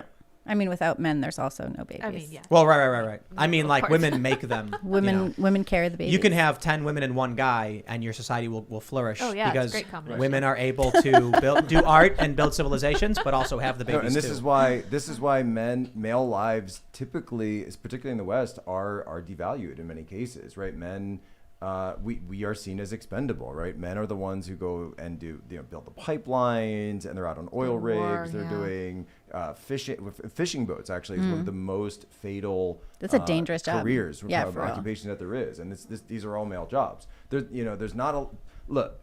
There weren't a lot of female coal miners, is all I'm saying. Yes. And I look forward. I'm really excited for feminists getting these achievements. I know recently that Draft our daughters. yeah, well, that was struck down. They removed that language from the defense bill or whatever. That's- Yeah, and so that is unfortunate. so- Loss for feminists. Yes. But I'm really excited for, in the Netherlands, they have more female garbage persons. Okay. And I actually think that's fantastic. It literally is. People should be doing whatever job they want. I'm really excited for when women start working on petroleum rigs. Yes. Oh, yeah. High death rate, unfortunately, in that line of work. Earn but good money. Logging. You know is what are also cool great. though on the petroleum rigs are those boats. You know those boats that like shoot out the side. Yeah, and the they go- escape. just Those are go so for- cool. Very cool. And Do that. See, she's already trying to get out of it. Are you Trying to get out of it. volunteering? Yes, I'm to get out of work. escaping from the thing. Yes. This is the I'll issue. escape from that. The issue that everybody knows is that many of these feminists, when they're talking about equality, they want to be in corner office, 50th floor air conditioned, buildings. They don't want to be in sewers wading through human waste to try and make the system, Yeah, I don't want the to do sewage that. flow. Yeah, I don't You know want to do what I mean? that either. But I welcome all people of all sizes and shapes and genders and races to work in sewers and work as CEOs. It Sure. just depends on what you're good at. With that being said, I want to read one more super chat, and then we've gone a little bit over, but we're going to read this one. This is from Shane Kerwood. He says, "This turned out to be such a wholesome episode. Effing love you guys, and thanks for doing what y'all do. It's so important to get the truth out here." There's just a bunch of people who've been commenting since, Jack, you came in, and with your lovely mother. It's been a really fantastic end of the show for the week. And I think we have a very special segment we'll put together, right? I believe Talking so. about, marriage and all this stuff and getting input from your mom, which has been fantastic. Yeah, very cool. I'm sitting here and I noticed the door slowly opening and I'm like, What's what is happening? happening? Who's coming? Oh, shit! You know why? Because you weren't checking Twitter while we were doing the show. Oh, why? Were you tweeting like Yeah, I did. I saw it on I there. did tweet it I out. And, totally Should saw. I crash IRL? I suggested that you did. Did you see? I was like, come in. Oh, I didn't Yeah. see you respond. Yeah. No, I didn't see She you respond. invited you. I did. No, Well- and it was. I mean, look, we're going into Christmas season here. We're getting towards the end of the year. We're thinking about that kind of stuff. A lot of these issues have been out there lately, and I think it is good to show that we are family people and we are family oriented, and there is a goodness of that. It's not just chattering about the news every day. That there is something more and there's something beyond, and I think that's good. And I think that's something that independent media like this can show, that you would never see a segment like this on CNN. You know what I mean? Right. Yeah, it probably just, not. It just wouldn't. That's just two people. Well, on a I mean, box we did yelling get to at see each other. Brian Stelter in his underwear that one time. That was exciting. Whoa. Good gravy. my Yeah. Yikes. Greatest We got nightmare. Monday You're bringing segment. back you're triggering my PTSD. Tim. Oh, man. But that was the opposite of family friendly, No, we don't want wholesome, that. and all that stuff. All right, everybody. Go to timcast.com, become a member. It's Friday, but we'll be back Monday for sure. You can follow the show at Timcast IRL, basically everywhere. Smash that like button, subscribe to this channel, share the show with your friends. You can follow me at Timcast. Libby, you want to shout anything out? Yeah, I'm Libby Emmons on Twitter, and I'm at the Post Millennial, and you can help us out. You can help us fight Antifa. Come on over there and throw in a donation and read what we've got to say. thepostmillennial.com. And my website is enoughnofcensorship.com. One of the best things you could do is not follow me on big tech social media. You could sign up on my email list, which is free, available for everyone, where we try to keep you informed. Enoughnofcensorship.com. Thanks for having me. You guys follow me at IanCrossland.net, and I'll catch you later. Great to see you, Jack. Glad you guys popped in. Thank you. Appreciate that. Support moms, support grandmoms. You want to come see us? We'll be at America Fest next week in Phoenix, flying there on Oh, I'm Sunday. coming it's gonna be too. wild. Are you coming? I didn't realize Yeah. you're coming. I will Yeah. see you there. Nice. And for everybody else, just God bless and Merry Christmas. I am so glad that Jack gate crashed us because I love talking about this stuff, especially with Libby, because I really don't like feminism very much either. When I was 11, I was like, this seems like it's hurting women more than helping them. And ever since then, it's just been like, yep, I was right. Yeah, it It's kind a of got all movement. screwed around. Yeah, a little wild. Anyway, you guys may follow me on Twitter at Sour Patch Lids. This has been a fantastic episode Very for the fun. season. Thanks so much, Jack, for popping in, and Lori. This has been wonderful, and thanks for your insights. This was great. I love it. It was an excellent Friday night. It was just special. It was just great. Yeah. And to everybody who's watching, we're gonna go relax and take the weekend. Thanks for hanging out, and we'll see you all next time. Bye, guys.